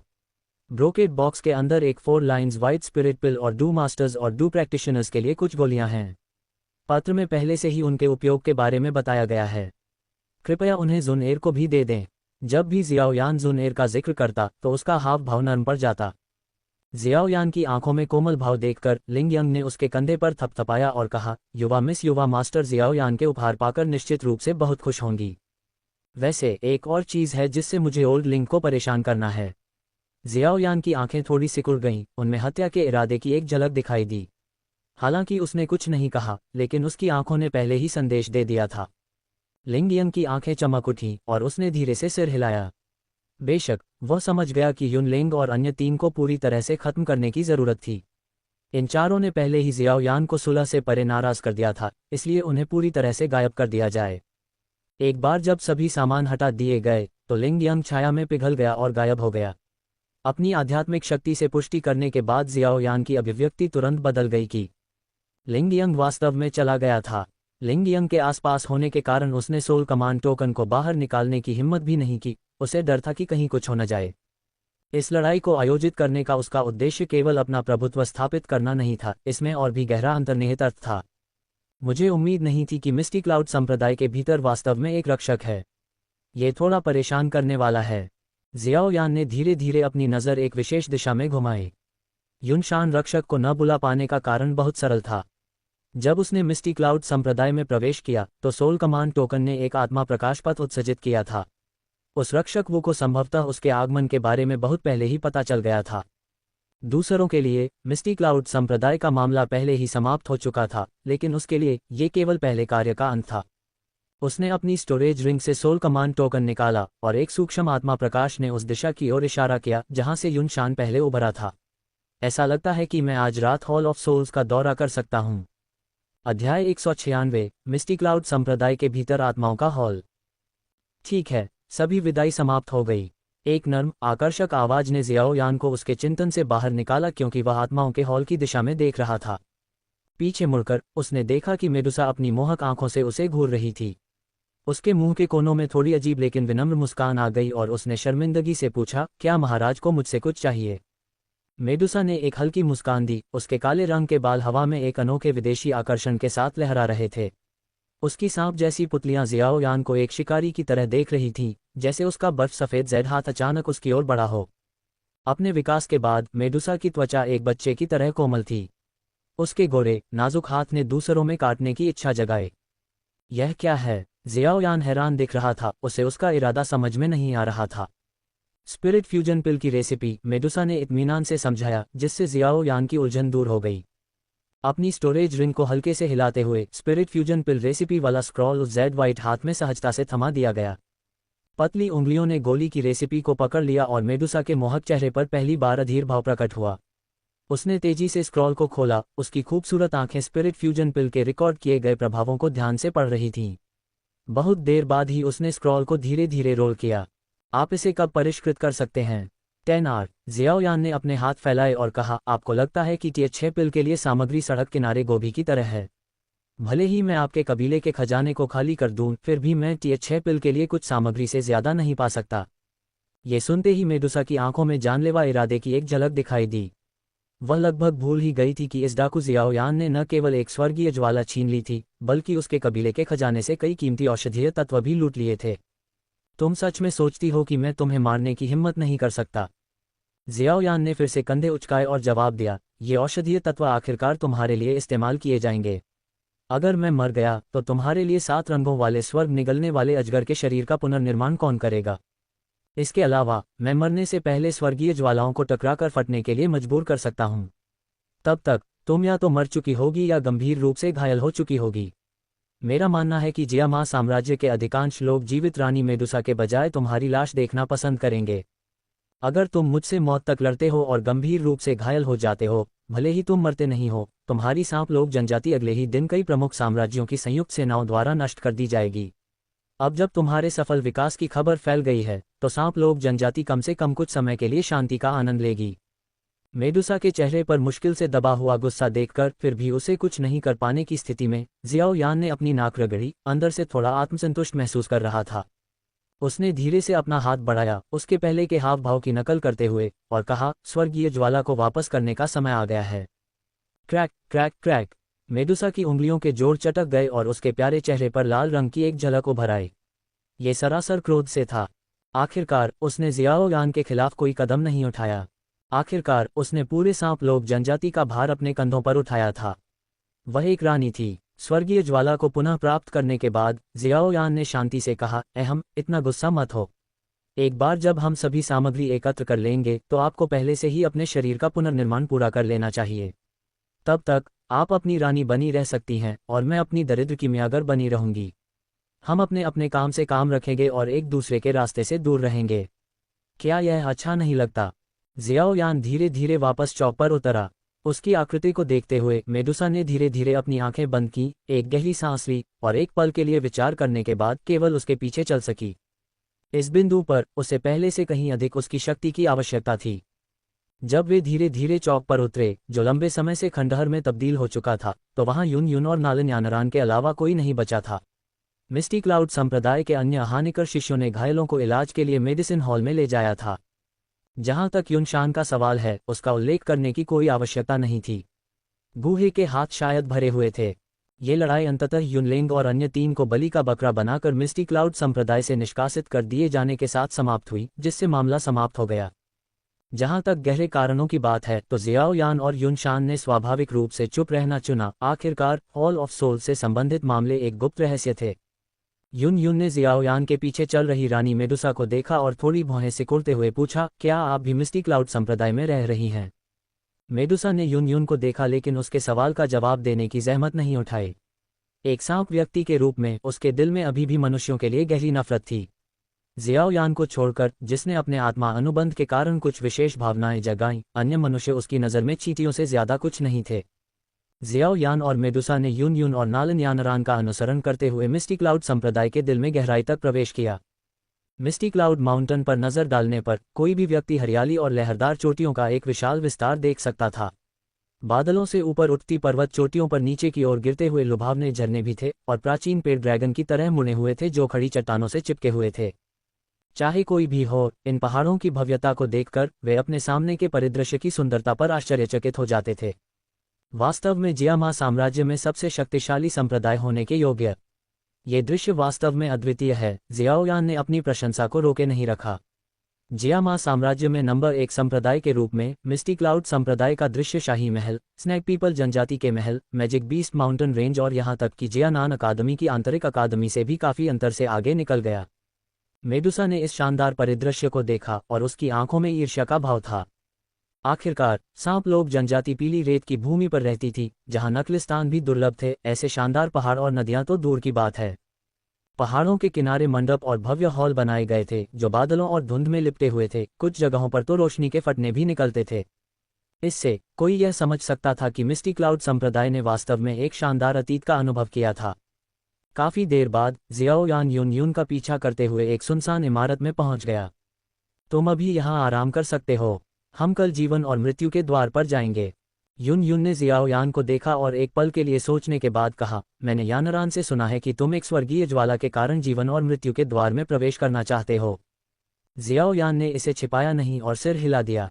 वास्तव में मैं एक अग्नि गुण डूक्यू साधक और एक कीमियागर हूँ। यह अजीब नहीं है कि मैं एक स्वर्गीय ज्वाला चाहता हूँ, है न? तीनों महिलाओं ने जियाओ यान को अजीब तरह से देखा। एक स्वर्गीय ज्वाला की चाहत समझ में आती है, लेकिन आपके पास पहले से ही 10,000 जानवरों की ज्वाला, हरे कमल की कोर ज्वाला और वह काली ज्वाला है। हालांकि उन्हें यह अजीब लगा, लेकिन तीनों महिलाओं ने इस मामले पर आगे नहीं बढ़ाया। अगर आपको कुछ चाहिए तो बस यानरान को ढूंढो, वह दूसरी पर्वत चोटी पर इमारत में रहती है, युन युन ने कहा। तो तुम सच में एक नौकर बन गए हो? जियाओ यान ने हंसते हुए कहा। मैं नालन यानरान ने जवाब देना चाहा, लेकिन एक पल के लिए उसे समझ में नहीं आया कि क्या कहना है। आखिरकार ये वह शर्त थी जो उसने खुद लगाई थी। ठीक है, मैं मजाक कर रहा हूँ। तुम कितने अनाड़ी हो, मुझे लगता है कि तुम मदद करने के बजाय परेशानी का सबब बनोगे। जियाओयान ने दरवाज़ा खोला, इमारत में चला गया और धीरे से अपने पीछे दरवाज़ा बंद कर दिया। जियाओयान को दरवाज़ा बंद करते देख युनयुन और नालन यानरान ने एक दूसरे को देखा और चले गए। संप्रदाय के नेता के रूप में युनयुन को इस घटना के बाद कई मामलों को संभालना था। जियाओयान की आध्यात्मिक शक्ति ने पुष्टि की कि दोनों चले गए हैं। उसके चेहरे पर चंचल भाव तुरंत गायब हो गया। तुमने पूरे मिस्टी क्लाउड संप्रदाय में इतना बड़ा हंगामा मचाने के लिए बहुत कुछ किया, सिर्फ एक स्वर्गीय ज्वाला के लिए नहीं, है ना? अगर तुम सिर्फ मिस्टी क्लाउड संप्रदाय के गुप्त क्षेत्र में प्रवेश करना चाहते थे तो तुम्हारे पास ऐसा करने के लिए बहुत सारे तरीके होने चाहिए थे।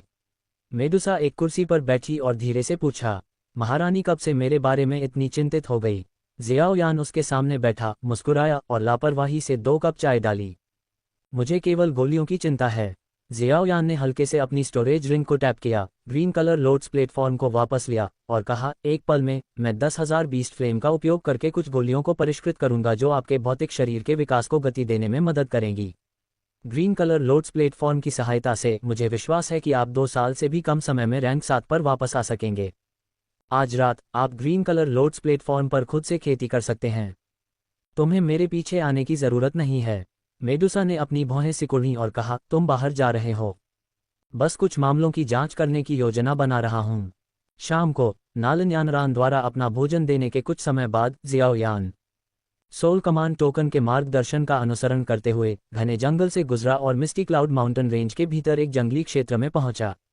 अजीब बात यह थी कि आत्मा की रोशनी अचानक से कट गई, मध्य हवा में रुक गई। एक भ्रम बाधा हो, उसके मुंह के कोने ऊपर की ओर मुड़े हुए थे। उसने अपने भंडारण की अंगूठी से लंबे समय से अप्रयुक्त आत्मा रोब को पुनः प्राप्त किया, इसे पहना और अपनी उपस्थिति को छिपाने के लिए हुड को नीचे खींच लिया। जब उसने फिर से हाथ बढ़ाया तो उसने पाया कि उसका हाथ वास्तव में अवरोध की एक परत से गुजरा और गायब हो गया। सोचें कि यह वास्तव में एक संरचना है जो अंतरिक्ष को विकृत कर सकती है। अध्याय 197। हम फिर से मिलते हैं। जियाओयान की नज़रें उसके सामने आधे मीटर की दूरी पर खाली जगह पर टिकी हुई थीं। उसने वास्तव में उस जगह के भीतर छिपी हुई बेहद हल्की झुर्रियों को देखा, जिन्हें पहचानना बेहद मुश्किल था। अपनी नज़र से उन मुश्किल से दिखने वाली झुर्रियों के निशान का अनुसरण करते हुए वह ये देखकर चौंक गया कि ये स्थानिक तहें लगभग दीवार जैसी बाधा का निर्माण कर रही थीं, जिसके पीछे आत्माओं का हॉल छिपा हुआ था। उसने एक बार अपने स्टोरेज रिंग में एक बाधा के बारे में पढ़ा था जिसे स्पेस लॉक कहा जाता था। यह एक असाधारण रूप से शक्तिशाली बाधा थी जिसे केवल एक डू वेनेरेट विशेषज्ञ ही स्थापित कर सकता था। क्या वह प्रोटेक्टिव वो एक डू वेनेरेट हो सकता है? अगर वह वास्तव में है तो यह समस्याग्रस्त होगा। ये सोल कमांड टोकन एक कुलीन डू वेनेरेट को धोखा देने के लिए पर्याप्त नहीं हो सकता है। जियाओयान ने अपनी भौहें सिकुड़ी, लेकिन एक पल सोचने के बाद उसने इस अनुमान को खारिज कर दिया। शायद ऐसा नहीं है। अगर वह वास्तव में एक डू वेनेरेट होता तो युनशान इस तरह चिल्लाता नहीं। यह अधिक संभावना है कि युनशान भी एक रक्षक है, बस रक्षक वू से कम रैंक का है। जबकि एक डू वेनेरेट वास्तव में एक स्पेस लॉक स्थापित कर सकता है, एक की व्यवस्था करने के लिए जरूरी नहीं है कि एक डू वेनेरेट हो। इसे कुछ वस्तुओं और गुप्त तकनीकों का उपयोग करके भी हासिल किया जा सकता है। वह रक्षक वो जानता है कि मेरे पास एक सोल कमांड टोकन है। मिस्टी क्लाउड सेक्ट में मेरे द्वारा किए गए हंगामे के बावजूद वह तब भी प्रकट नहीं हुआ जब युनशान ने उसकी सोल जेड पीस को कुचल दिया। ये साबित करता है कि हुनहुजी द्वारा दिया गया सोल कमांड टोकन अभी भी महत्वपूर्ण स्थिति रखता है, संभवतः युनशान से अधिक। जियोयान के पास स्वाभाविक रूप से ऐसा दृश्य पैदा करने के अपने कारण थे। न केवल वह जीवन और मृत्यु के द्वार में इस तरह से प्रवेश करना चाहता था कि लिंगयंग के संदेह को जगाए नहीं, बल्कि इससे भी महत्वपूर्ण बात यह है कि वह मिस्टी क्लाउड संप्रदाय के भीतर छिपे आत्माओं के हॉल के रवैये का अंदाजा लगाना चाहता था। ये स्कूल जाने जैसा नहीं था। अगर आत्माओं का हॉल गुटों में विभाजित था और वह अनजाने में एक विरोधी खेमे में आ गया तो वह वास्तव में गलत मौत का सामना करेगा। हालांकि उसने आत्माओं के हॉल में आने की हिम्मत की क्योंकि उसके पास एक निश्चित स्तर का आत्मविश्वास और आधार था। उसने याद किया कि 3 साल पहले नालन यानरान द्वारा उनकी सगाई को रद्द करने के कुछ समय बाद हुनहुजी ने उल्लेख किया था कि उसने इस दूरस्थ जियामा साम्राज्य में जियो उपनाम वाले एक प्रतिभाशाली युवक के उभरने के बारे में सुना था। अंत में हुनहुजी ने उसे शाही राजधानी में आत्माओं के हॉल में अपना सोल कमांड टोकन भी ले जाने दिया। इससे यह अनुमान लगाया जा सकता है कि हुनहुजी को उसके बारे में इसलिए पता था क्योंकि इस हॉल ऑफ सोल्स के लोगों ने उसे इसकी सूचना दी थी, जिससे वह वहां पहुंच गया। इसलिए यह संभव था कि यह हॉल ऑफ सोल्स हुनहुजी के अधिकार क्षेत्र में था। जियाओ यान की निगाहें तेज हो गईं क्योंकि वह बिना किसी हिचकिचाहट के आगे बढ़ रहा था। उसने मिस्टी क्लाउड सेक्ट में आने से पहले हर चीज़ पर ध्यान से विचार किया था। अपने सोल रोब में लिपटे वह सीधे स्पेस लॉक से होकर अंदर चला गया। इस स्पेस लॉक में केवल सोल रोब पहने हुए लोग ही पहुंच सकते थे। ज्यादा बारीकी से देखने पर इस थोड़े विकृत स्थान के भीतर प्रदूषित काली भूमि का एक विस्तार था। सतह पर कभी कभी कुछ पीली सफ़ेद वस्तुएं दिखाई देती थीं। चौंकाने वाली बात यह थी कि वे विभिन्न प्राणियों के कंकाल के अवशेष थे। आसपास का माहौल एक भयानक और डरावना माहौल था। यह बाहर के माहौल से बिल्कुल अलग था। इस पहाड़ी जंगल के बीचों बीच एक खामोश काला हॉल खड़ा था। उस काली काली संरचना को देखते ही हॉल ऑफ सोल्स शब्द जियाओ यान के दिमाग में उमड़ पड़े। बिना किसी परिचय के वह जानता था कि यह मिस्टी क्लाउड सेक्ट के भीतर आत्माओं का हॉल था। जहरीले काले हॉल को देखते हुए एक भयावह और भयानक आभा धीरे धीरे इस क्षेत्र में व्याप्त हो गई जो इस बंद जगह से होकर गुजर रही थी। गहरी जांच करने पर हॉल से कई असाधारण रूप से मोटी काली जंजीरें फैली हुई थीं और जमीन में गहराई तक धंसी हुई थीं। काले कोहरे के घूमते हुए गुच्छों ने इन जंजीरों को ढंक दिया जो स्पष्ट रूप से मानव जैसी आकृतियां बना रहे थे। जंजीरें कभी कभी एक फीकी चमक के साथ टिमटिमाती थीं। सोल रोब पहने हुए जियाओ यान तुरंत ही जमीन में घुल मिल गया। उसने धीरे धीरे स्पिरिट हॉट गैदरिंग सोल तकनीक का प्रसार किया और पाया कि यहाँ बिखरी हुई आत्मा की रोशनी सामान्य स्थानों की तुलना में और भी अधिक केंद्रित थी। क्या ये हो सकता है कि इस काले हॉल में आत्माओं को बुलाने और आध्यात्मिक सार को इकट्ठा करने की क्षमता है? दरअसल जिस सोल सैक्रिफाइस ओल्ड शॉप में वह पहले गया था वह सही मायनों में हॉल ऑफ सोल्स नहीं था। ये संभवतः हुन कबीले की एक गुप्त दुकान थी। आखिरकार चूंकि इसका नाम हॉल ऑफ सोल्स था इसलिए कम से कम एक भव्य हॉल तो होना ही चाहिए था, है न? इसके अलावा सोल सैक्रिफाइस ओल्ड शॉप के अंदर शायद ही कोई मानव आकृति दिखाई दे रही थी। जियो यान धीरे धीरे अंधेरे हॉल की ओर बढ़ा। थोड़ी देर चलने के बाद वह आखिरकार कुछ लोगों से मिला जिन्होंने सोल रोब पहने हुए थे। चलो चलते हैं, इस बार मुझे पर्याप्त सोल पॉइंट इकट्ठा करने होंगे, एक व्यक्ति ने कहा जो उनमें से नेता लग रहा था। सोल पॉइंट अर्जित करने के लिए मैजिक बीस्ट माउंटेन रेंज में जादुई जानवरों का शिकार करने के लिए एक टीम में शामिल होने की तुलना में स्नैक पीपल जनजाति में स्नैक पीपल को खत्म करना सोल पॉइंट इकट्ठा करने का एक आसान तरीका है। स्नैक पीपल की आत्माएं सामान्य जादुई जानवरों की तुलना में कुछ हद तक अधिक मजबूत होती हैं, एक अन्य व्यक्ति ने कहा। आखिरी व्यक्ति ने अपने सोल रोब की जेब से एक अनियमित आकार का काला पत्थर निकाला और कहा, मैं आपको बता रहा हूं, लोगों को मारना सबसे तेज तरीका है। हालांकि निम्न स्तर के साधक और कीमियागर आत्मा शरीर का निर्माण नहीं कर सकते, कीमियागर स्वाभाविक रूप से मजबूत आध्यात्मिक शक्ति रखते हैं। आत्मा पत्थर को जल्दी से भरा जा सकता है। नेता ने तिरस्कारपूर्वक कहा, मजाक नहीं। कौन नहीं जानता कि माँ एक महिला है, लेकिन हमारी ताकत केवल डू ग्रैंड मास्टर क्षेत्र में है। यहाँ तक कि एक प्रथम स्तरीय कीमियागर भी डू स्पिरिट कबीले में एक निश्चित स्थिति रखता है। एक अकेले कीमियागर का सामना करना बेहद दुर्लभ है। तीनों आत्मा दूतों की बातचीत सुनकर जियाओ यान भौंचक्का रह गया। ये आत्मा दूत शहद इकट्ठा करने वाली मधुमक्खियों के समान थे जो कमजोरों की आत्माओं को इकट्ठा कर रहे थे। उनकी शक्तिशाली आध्यात्मिक शक्ति ने उन पर प्रहार किया। हालांकि इन तीनों के सोल रोब्स में भी ढालने की क्षमता थी, लेकिन जियाओ यान ने अनुमान लगाया कि वे सिर्फ सबसे कमजोर Huan class soul envoy robes थे जो ज्यादा से ज्यादा दूसरे दर्जे के कीमियागर की धारणा को अवरुद्ध करने में सक्षम थे।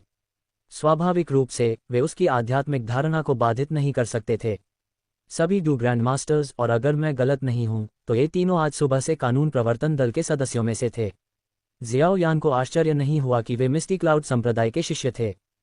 चूंकि संप्रदाय के नेता और प्रथम एल्डर भी हॉल ऑफ सोल्स के सदस्य थे, इसलिए ये स्वाभाविक ही था कि मिस्टी क्लाउड संप्रदाय के कुछ कुलीन शिष्य और कई बुजुर्गों के विश्वासपात्र भी हॉल ऑफ सोल्स में शामिल होंगे। ये सब जियाओ यान नामक उस व्यक्ति की वजह से है। प्रथम एल्डर और अन्य को वास्तव में मिस्टी क्लाउड संप्रदाय से निष्कासित कर दिया गया था। कौन जानता है कि भविष्य में क्या होगा? क्या ये और भी बेहतर नहीं है? अब प्रथम एल्डर और अन्य हमेशा हॉल ऑफ सोल्स की क्षमता में कार्य कर सकते हैं। मैं खुद भी मिस्टी क्लाउड संप्रदाय छोड़ने पर विचार कर रहा हूँ। कभी कभी संप्रदाय मिशनों के लिए प्रदान किए गए संसाधन बहुत कम होते हैं। जियाओ यान तीनों को एक झटके से पार कर गया। उसने न तो उन्हें मारने की कोशिश की और न ही एक शब्द कहा, बस उन्हें अनदेखा कर दिया।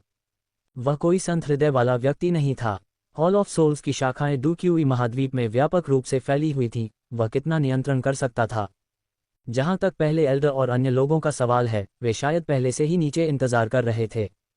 तो बिना सोल कमांड टोकन के साधारण सोल एनवॉय उन तथाकथित सोल स्टोन पर भरोसा करते हैं ताकि आत्माओं को इकट्ठा किया जा सके और उन्हें सोल पॉइंट्स के लिए एक्सचेंज किया जा सके। ऐसा लगता है कि सोल पॉइंट्स का इस्तेमाल अभी भी यहाँ लेन देन के लिए मुद्रा के रूप में किया जाता है, जियाओ यान ने हॉल की ओर जाते हुए सोचा। जियाओ यान को रास्ते में बहुत से लोग नहीं मिले। इस हॉल ऑफ सोल्स ने उसे कुछ हद तक वीरान एहसास कराया। इतने कम लोग क्यों हैं? स्पेस लॉक द्वारा छिपा हुआ स्थान बहुत बड़ा नहीं था। थोड़ी देर चलने के बाद वह काले हॉल के तल पर पहुंच गया। उसने अपना सिर उठाया और ऊपर की ओर देखा। काले हॉल के केंद्र में आध्यात्मिक शक्ति का उपयोग करके हॉल ऑफ सोल्स शब्द उकेरे गए थे। ये अक्षर बेहोश कर देने वाली आवाजें निकाल रहे थे। कुछ काले वस्त्र पहने आकृतियां वास्तव में उन मोटी काली जंजीरों पर बैठी थीं जो हॉल ऑफ सोल्स को बांधती थीं। जियाओ यान की धारणा ने स्पष्ट रूप से महसूस किया कि ये सभी व्यक्ति शीर्ष डू स्पिरिट या यहाँ तक कि डू किंग क्षेत्र में थे और उनमें से कोई भी मिस्टी क्लाउड संप्रदाय से नहीं था। वे जंजीरें बहुत मजबूत आध्यात्मिक शक्ति जारी कर रही हैं। क्या वे चीजें आत्मा प्रशिक्षण विधियों की साधना को गति दे सकती हैं? यह एक दूरस्थ क्षेत्र में एक छोटा सा शाखा हॉल था, फिर भी इसमें पहले से ही ऐसा आधार था। वे डू राजा संभवतः जियामा साम्राज्य के दुष्ट साधक थे जिन्होंने आत्माओं के हॉल के आत्मा दूत बनने के लिए परीक्षण पास किए थे। जियाओ यान ने अनुमान लगाया कि आत्माओं के हॉल में परीक्षणों और भर्ती विधियों की अपनी प्रणाली थी। आत्माओं के हॉल का दरवाजा अचानक एक चरमराहट की आवाज के साथ खुला। जियाओ यान ने हल्के से मुस्कुराया और बिना किसी हिचकिचाहट के सीधे हॉल में कदम रखा। जब वह आत्माओं के हॉल में दाखिल हुआ तो दरवाजा जोर से बंद हो गया। एक के बाद एक मोमबत्तियां जल उठीं, जिससे पूरा हॉल तुरंत रोशन हो गया। बीच में एक आत्मा की पोशाक और काले कोहरे का ढेर पहने एक व्यक्ति खड़ा था, मानो वे हमेशा से उसका इंतजार कर रहे थे। जियाओ यान ने मुस्कुराते हुए धीरे धीरे अपना हुड हटाया। उसकी नज़र दाईं ओर खड़े व्यक्ति पर पड़ी और वह हंस पड़ा। जी, पुराने संप्रदाय के नेता युनशान, हम फिर से मिलते हैं। अध्याय 198 सोल कमांड टोकन का कार्य। दाहिनी ओर काले वस्त्र पहने व्यक्ति ने भी अपना हुड हटा दिया, जिससे कोई और नहीं बल्कि युनशान ही दिखाई दिया। युनशान की आंखों में आश्चर्य और संदेह झलक रहा था क्योंकि उसने जियाओ यान को सिर से पैर तक बारीकी से देखा। वह समझ सकता था कि जियाओ यान ने जो सोल रोब पहना था वह असाधारण रूप से उच्च श्रेणी का था, जिसका अर्थ था कि उसका रैंक बहुत कम नहीं हो सकता था। क्या आप मानव ग्रेड रक्षक हैं? युनशान ने जियाओ यान को देखते हुए अपनी भौहें सिकोड़ लीं। अब वह सबसे ज्यादा ये जानना चाहता था कि प्रोटेक्टर वो, जो एक अर्थ ग्रेड रक्षक था, ने जियाओ यान के खिलाफ कोई कदम क्यों नहीं उठाया। हॉल ऑफ सोल्स की म्यागरों की तरह नहीं था, जो मूर्खतापूर्वक अपने रैंक को अपने वस्त्रों पर प्रदर्शित करते थे। जब तक कोई परिचित न हो, कोई भी दूसरे के रैंक को नहीं जानता था। जियाओ यान ने मन ही मन सोचा, मानव ग्रेड रक्षक। क्या ऐसा हो सकता है कि रक्षक रैंक स्वर्ग, पृथ्वी और मानव में विभाजित हैं, जबकि आत्मा दूत अपनी बड़ी संख्या के कारण तियान, डी, जुवान और हुआंग में विभाजित हैं? उसने अपने हाथ फैलाए और एक व्यंग्यपूर्ण मुस्कान के साथ कहा, जैसा कि मैंने कहा, मैं केवल एक डी क्लास आत्मा दूत हूँ, रक्षक नहीं। वास्तव में एक डी क्लास आत्मा दूत। युनशान की अभिव्यक्ति विस्मय में थी क्योंकि वह रक्षक वो को देखने के लिए मुड़ा था, जो उसके बगल में काले कोहरे के ढेर में लिपटा हुआ था। युनशान अभी अभी आत्माओं के हॉल में शामिल हुआ था और अपनी चरम डू सम्राट शक्ति के कारण एक तियान क्लास आत्मा दूत बन गया था। डू पूर्वज क्षेत्र में प्रवेश करने के लिए औषधीय गोलियों का उपयोग करने के बाद वह एक मानव ग्रेड रक्षक बन गया। तो जियो यान, एकमात्र डी क्लास आत्मा दूत, को ऐसा अधिकार किसने दिया? वह इसका कोई मतलब नहीं समझ सका। तभी दूसरी तरफ काले कोहरे के भीतर से एक कर्कश आवाज आई। जब मुझे पता चला कि वुटेन शहर में जियाओ कबीले को उस स्वामी ने खत्म नहीं किया है, तो मुझे लगा कि कुछ गड़बड़ है। लेकिन मुझे कभी उम्मीद नहीं थी कि तुम वास्तव में आत्माओं के हॉल में शामिल हो जाओगे। जियाओ यान की आंखों में चमक आ गई। जैसी कि उम्मीद थी, तो ये बूढ़ा आदमी ही था जिसने परेशानी खड़ी की। धुंधले बादल संप्रदाय को हराना उस स्वामी द्वारा तुम्हें दिया गया परीक्षण था, है न? रक्षक वू ने धीरे से कहा। जियाओ यान का दिल डूब गया जब उसने सोचा, यह आदमी सोल कमांड टोकन के बारे में नहीं जानता। उसे लगता है कि मिस्टी क्लाउड संप्रदाय में मेरा बड़ा तमाशा खड़ा करना हुनहुजी द्वारा दिए गए परीक्षण का हिस्सा था। यही वजह है कि वह दिखाई नहीं दिया। तो जिससे वह सावधान है वह हुनहुजी है। वह सोल कमांड टोकन की आत्मा की रोशनी नहीं देख सकता, लेकिन हुन लाओगुई इसे महसूस कर सकता है। इस समय जियाओ यान के दिमाग में अनगिनत विचार दौड़ रहे थे। उसके मुंह के कोने ऊपर की ओर मुड़े हुए थे, उसकी आंखें चमक रही थीं। काम शब्दों से ज्यादा जोर से बोलते हैं, क्यों न इसका परीक्षण किया जाए। अपनी स्टोरेज रिंग को हल्के से हिलाने पर उसकी हथेली में एक पुराना दिखने वाला टोकन दिखाई दिया। Soul command token. इस समय अर्थ ग्रेड प्रोटेक्टर वू के हाव भाव में काफी बदलाव आया। उसने अनजाने में एक कदम पीछे भी खींच लिया। उसकी आंखें चौड़ी हो गईं और वह जियाओ यान को घूरने लगा, बिल्कुल अविश्वसनीय। इसके विपरीत युनशान स्तब्ध था। उसे पता ही नहीं था कि सोल कमांड टोकन क्या है। एक पल के लिए प्रोटेक्टर वो इतना हैरान हो गया कि उसके चारों ओर का काला कोहरा भी छट गया। वह वहीं अवाक खड़ा रहा। कुछ देर बाद ही उसने खुद से कहा, उस भगवान ने वास्तव में तुम्हें सोल कमांड टोकन दिया है।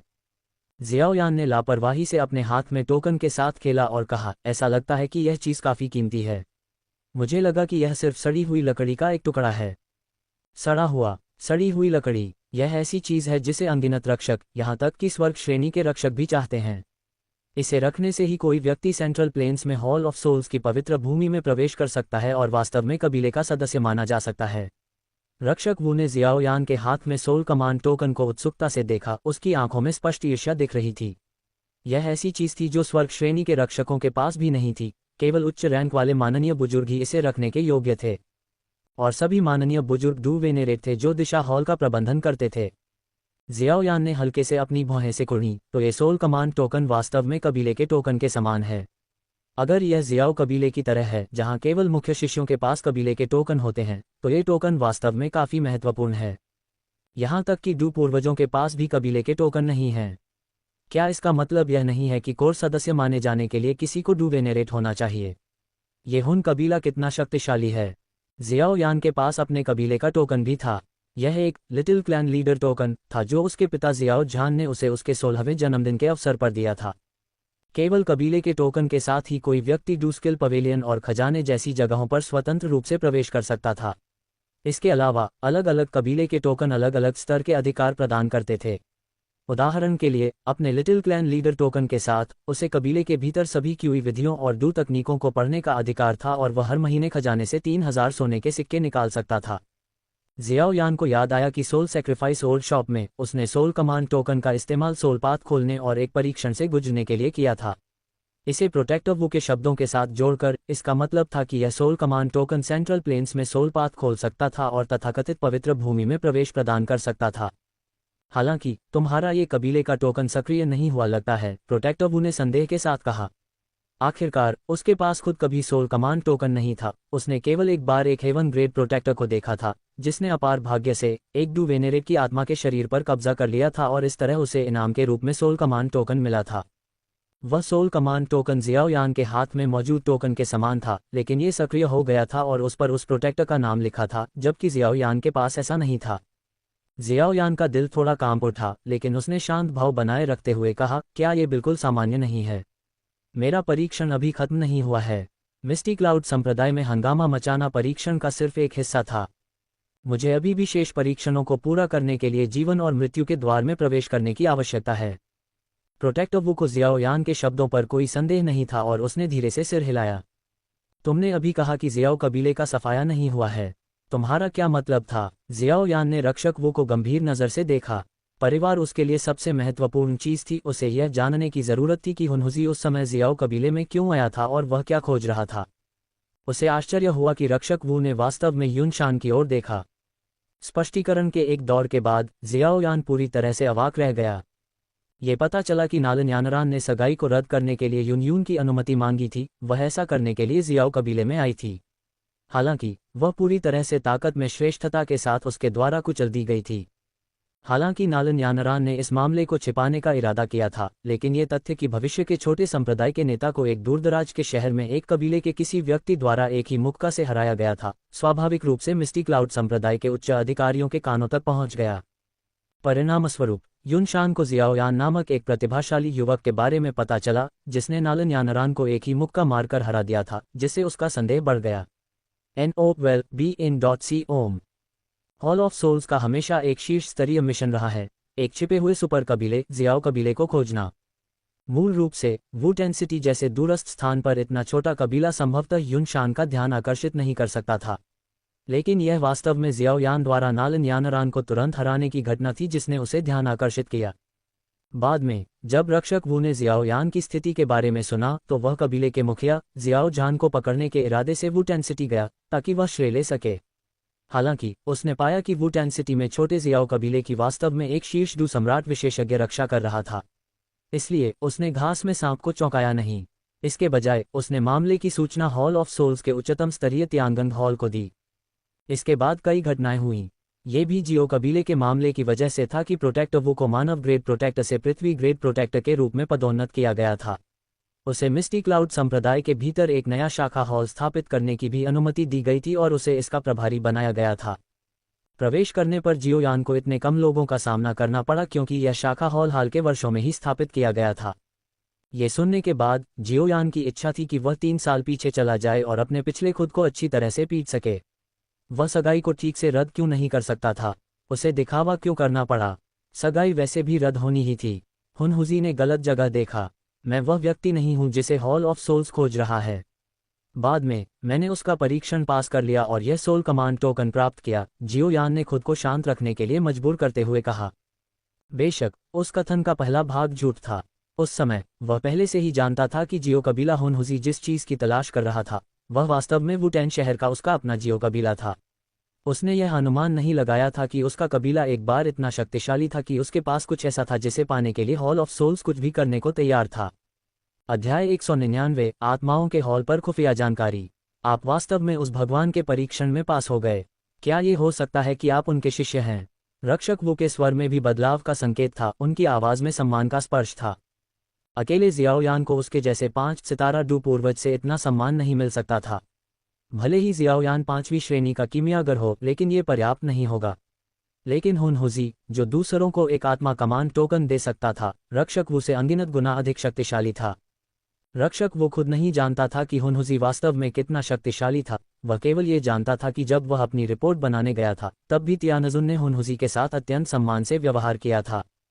रक्षक वो केवल इतना जानता था कि हुनहुजी एक कीमियागर था।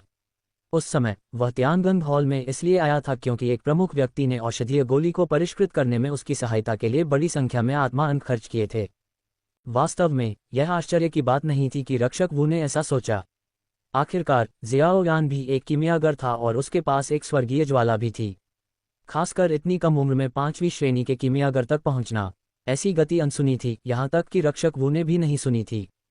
शायद केवल पिलटॉवर के सुपर जीनियस ही इतनी गति से प्रगति कर सकते थे। हुनहुजी द्वारा शिष्य के रूप में स्वीकार किया जाना काफी उचित लग रहा था। जियाओयान ने रक्षक वू के हैरान भाव को उदासीनता से देखा। उसने धीरे से अपनी कमर पर सोल कमांड टोकन लगाया और शांति से कहा, वह मुझे शिष्य के रूप में लेना चाहता था, लेकिन मेरा ऐसा कोई इरादा नहीं था। कीमिया मेरे लिए केवल एक साइड परस्पट है जिसे मैं आकस्मिक रूप से करता हूँ। साधना ही सच्चा मार्ग है। इन शब्दों को सुनकर रक्षक वू ने मन ही मन उसे दिखावा करने के लिए कोसा। वह एक कीमियागर था जिसकी तियानजुन जैसी हस्तियां भी प्रार्थना करती थीं। तियानजुन कम से कम 7 सितारा डू वेनेरेट या उससे ऊपर के थे। 7 सितारा डू वेनेरेट और उससे ऊपर के किस तरह के राक्षसी अस्तित्व थे? उन्हें जिन औषधीय गोलियों की आवश्यकता थी वे कम से कम उच्च श्रेणी की T8 गोलियां थीं, जो परिष्कृत होने पर 7 रंग या उससे अधिक की गोली बिजली को आकर्षित कर सकती थीं। ऐसी गोलियों को बिना किसी अतिशयोक्ति के दिव्य गोलियां कहा जा सकता है। एक कीमियागर जिसके साथ ऐसे लोगों को भी शिष्टाचार से पेश आना पड़ता था, वह कम से कम पूरे डूक्यूई महाद्वीप में शीर्ष 10 में से एक होगा, है न? और ऐसा व्यक्ति आपको अपना शिष्य बनाना चाहता था, फिर भी आप तैयार नहीं थे। बेशक बेशक सर, न केवल आपकी कीमिया बेजोड़ है बल्कि आपकी साधना भी अजेय है। यहाँ तक कि नालन यानरान, जिसे डू वेनेरेट की विरासत मिली थी, वह भी आपसे आसानी से पराजित हो गया। रक्षक वू ने मक्खी की तरह अपने हाथों को आपस में रगड़ते हुए कृपालुता से मुस्कुराया। उसके चापलूसी भरे व्यवहार ने उसके बगल में बैठे युनशान को ऐसा महसूस कराया जैसे वह किसी अजनबी को देख रहा हो। क्या यह अभी भी वही रक्षक वू था? जियाओयान ने हल्के से सिर हिलाया और कहा, मैं मिस्टी क्लाउड संप्रदाय में न केवल हुनहुजी द्वारा दिए गए परीक्षण को पूरा करने के लिए आया था, बल्कि आत्माओं के हॉल से संबंधित कुछ मामलों के बारे में जानने और आत्मा बिंदुओं का उपयोग करके कुछ वस्तुओं का आदान प्रदान करने के लिए भी आया था। आप मुझे इस आत्माओं के हॉल से परिचित क्यों नहीं कराते? जियाओयान ने अपने हाथों को अपनी पीठ के पीछे बांध लिया। बाईं और दाईं ओर देखते हुए उसने आत्माओं के हॉल के अंदरूनी हिस्से को देखा। वह इसके बारे में और जानना चाहता था। बेशक बेशक, कृपया इस तरफ आइए सर, मैं आपको आत्माओं के हॉल के कुछ पहलुओं से तुरंत परिचित कराता हूँ। ये जानने के बाद कि जियाओयान के पास एक आत्मा कमांड टोकन है, रक्षक वू का रवैया एक नपुंसक की तरह आज्ञाकारी हो गया। जियाओयान ने कुछ कदम उठाए और फिर मुड़कर युनशान को देखा, जो अभी भी वहीं खड़ा था और अभी तक कोई प्रतिक्रिया नहीं दे रहा था। वह थोड़ा मुस्कुराया और बोला, रक्षक युनशान, क्या कुछ गड़बड़ है? युनशान की पलकें जोर से फड़क उठी जब उसने सुना कि जियाओयान उसे संप्रदाय नेता के बजाय संरक्षक कह रहा है। निहितार्थ स्पष्ट था। रक्षक वू ने युनशान की ओर देखा, जिसके पास अपनी भावनाओं को दबाने और धीरे से कहने के अलावा कोई विकल्प नहीं था, ये कुछ भी नहीं है। सर, मिस्टी क्लाउड संप्रदाय के पूर्व संप्रदाय नेता और जियामा साम्राज्य के एक कुलीन डू पूर्वज के रूप में युनशान ने कभी 18 वर्षीय युवा को सर कहकर संबोधित किया था। इसके अलावा जियाओयान ने आज सुबह ही रानी मेडुसा को उसे बुरी तरह पीटा था। ये सुनकर जियाओयान को मन ही मन खुशी हुई। तो क्या हुआ अगर वह डू पूर्वज था? अब क्या उसे अभी भी उसके पीछे आज्ञाकारी होकर चलना नहीं था? रक्षक वू ने जियाओयान का मार्ग दिखाया, आत्माओं के हॉल में और भी गहराई तक गया। इस जगह को एक भव्य हॉल कहने के बजाय इसे एक विशाल जेल के रूप में वर्णित करना अधिक सटीक होगा। लेकिन यहाँ जो कैद थे वे अपराधी नहीं थे बल्कि आत्मा के शरीर और कीमियागर थे। जियाओयान ने कई आत्मा शरीरों को एक विशेष प्रकार की काली जंजीर से बंधे हुए देखा। कुछ लोग ऐसे भी थे जो स्पष्ट रूप से कीमियागर थे, यहाँ तक कि उन्होंने कीमियागर के वस्त्र भी पहने हुए थे। यहाँ कैद किए गए सभी लोग डूकिंग क्षेत्र और उससे ऊपर के आत्मा शरीर हैं। डूकिंग क्षेत्र से नीचे के लोगों के लिए आत्मा शरीर बनाना मुश्किल है। जब उनके भौतिक शरीर नष्ट हो जाते हैं तो आमतौर पर केवल बची हुई आत्मा ही बचती हैं। उस स्थिति में हम उनकी आध्यात्मिक शक्ति को अवशोषित करने के लिए केवल आत्मा पत्थरों का उपयोग कर सकते हैं। हर बार प्रवर्तक आत्मा शरीर को इकट्ठा करने के लिए आएंगे। आत्माओं के हॉल के विभिन्न ग्रेड को हर महीने एक निश्चित संख्या में आत्मा शरीर जमा करने की आवश्यकता होती है, रक्षक वू ने समझाया। विभिन्न ग्रेड, जियाओयान ने मुख्य शब्द को ध्यान से समझा। रक्षक वू ने सिर हिलाया और समझाया, हाँ, आत्माओं के हॉल को 3 ग्रेड में विभाजित किया गया है। उच्चतम ग्रेड तियानगंग हॉल है, उसके बाद दिशा हॉल और फिर हमारे जैसे शाखा हॉल हैं। केवल 3 तियानगंग हॉल हैं, स्वर्ग हॉल, पृथ्वी हॉल और मनुष्य हॉल, जिन्हें क्रमशः हॉल प्रमुख, उप प्रमुख और प्रथम तियानजुन द्वारा प्रबंधित किया जाता है। स्वर्ग हॉल निश्चित रूप से मुख्यालय है जो केंद्रीय मैदानों के भीतर स्थित है। 3 तियानगंग हॉल के नीचे 24 दिशा हॉल हैं जो सभी केंद्रीय मैदानों की परिधि पर स्थित हैं, इसे पूरी तरह से घेरे हुए हैं। वे सभी माननीय बुजुर्गों द्वारा प्रबंधित हैं। जहां तक सेंट्रल प्लेन्स के बाहर स्थित हमारे जैसे ब्रांच हॉल की बात है तो उनकी संख्या गिनती से परे है। प्रत्येक ब्रांच हॉल में कम से कम एक रक्षक होता है जिसका मुख्य कार्य आत्मा शरीरों को इकट्ठा करना और कीमियागरों को पकड़ना होता है। जियाओयान की भौहें कसकर सिकुड़ गईं। रक्षक सभी डू पूर्वज क्षेत्र या उससे ऊपर के थे, फिर भी ये ब्रांच हॉल सबसे कमजोर थे और इतने सारे थे कि उन्हें गिना नहीं जा सकता था। ये ताकत बस बहुत भयानक थी। दूसरे शब्दों में, सबसे कमजोर ब्रांच हॉल में से कोई भी जियामा साम्राज्य को पूरी तरह से नष्ट कर सकता था। जियाओयान ने खुद से सोचा, कोई आश्चर्य नहीं कि डुक्यूई महाद्वीप के सभी कीमियागरों को पिल टॉवर स्थापित करने के लिए एकजुट होना पड़ा। यहाँ तक कि सेंट्रल प्लेन्स से दूर जियामा साम्राज्य जैसी जगहों पर भी पिल टॉवर के संरक्षण में कीमियागर संघ हैं। हॉल ऑफ सोल्स का प्रभाव क्षेत्र बस अपमानजनक है। कीमियागर जैसे समूह, एक ऐसा पेशा जिसमें इतनी ताकत होती है, को अंततः आत्माओं के हॉल द्वारा आत्म संरक्षण के लिए एक साथ आने के लिए मजबूर किया गया। क्या वे इन कीमियागरों को गोलियों को परिष्कृत करने के लिए पकड़ रहे हैं? जियाओयान ने देखा कि इन कीमियागरों को नहीं मारा गया था। अगर उन्हें केवल आत्मा के शरीर की जरूरत होती तो वे उन्हें मार सकते थे और उनकी आत्माएं निकाल सकते थे। चूंकि उन्होंने कीमियागरों को नहीं मारा, इसका मतलब केवल ये हो सकता है कि उन्हें गोलियों को परिष्कृत करने के लिए उनकी जरूरत थी। जियाओयान को आश्चर्य हुआ। रक्षक वू ने वास्तव में अपना सिर हिलाया और कहा, इस तथ्य के अलावा कि कीमियागरों में स्वाभाविक रूप से मजबूत आध्यात्मिक शक्ति होती है और वे आत्मा के शरीर का उत्पादन करने की अधिक संभावना रखते हैं, इससे भी महत्वपूर्ण बात यह है कि पवित्र भूमि को एक निश्चित औषधीय गोली को परिष्कृत करने में मदद करने के लिए प्रतिभाशाली कीमियागरों का चयन करने की आवश्यकता है। जियाओयान की आंखों में चमक आ गई। उस समय हुनहुजी ने उसे यही बात बताई थी। हालांकि जहां तक उस विशिष्ट गोली की बात है, उसे हुनहुजी द्वारा बताए जाने से पहले अपने कीमिया कौशल को एक निश्चित स्तर तक विकसित करने की आवश्यकता थी। ऐसा लगता है कि अगर उन्हें शक्तिशाली कीमियागरों का चयन करने और उन्हें विकसित करने के लिए दुनिया भर से कीमियागरों को पकड़ना है तो ये गोली वास्तव में बहुत महत्वपूर्ण है। वे तीनों आखिरकार काफी देर तक चलने के बाद इस लंबे जेल मार्ग से बाहर निकले।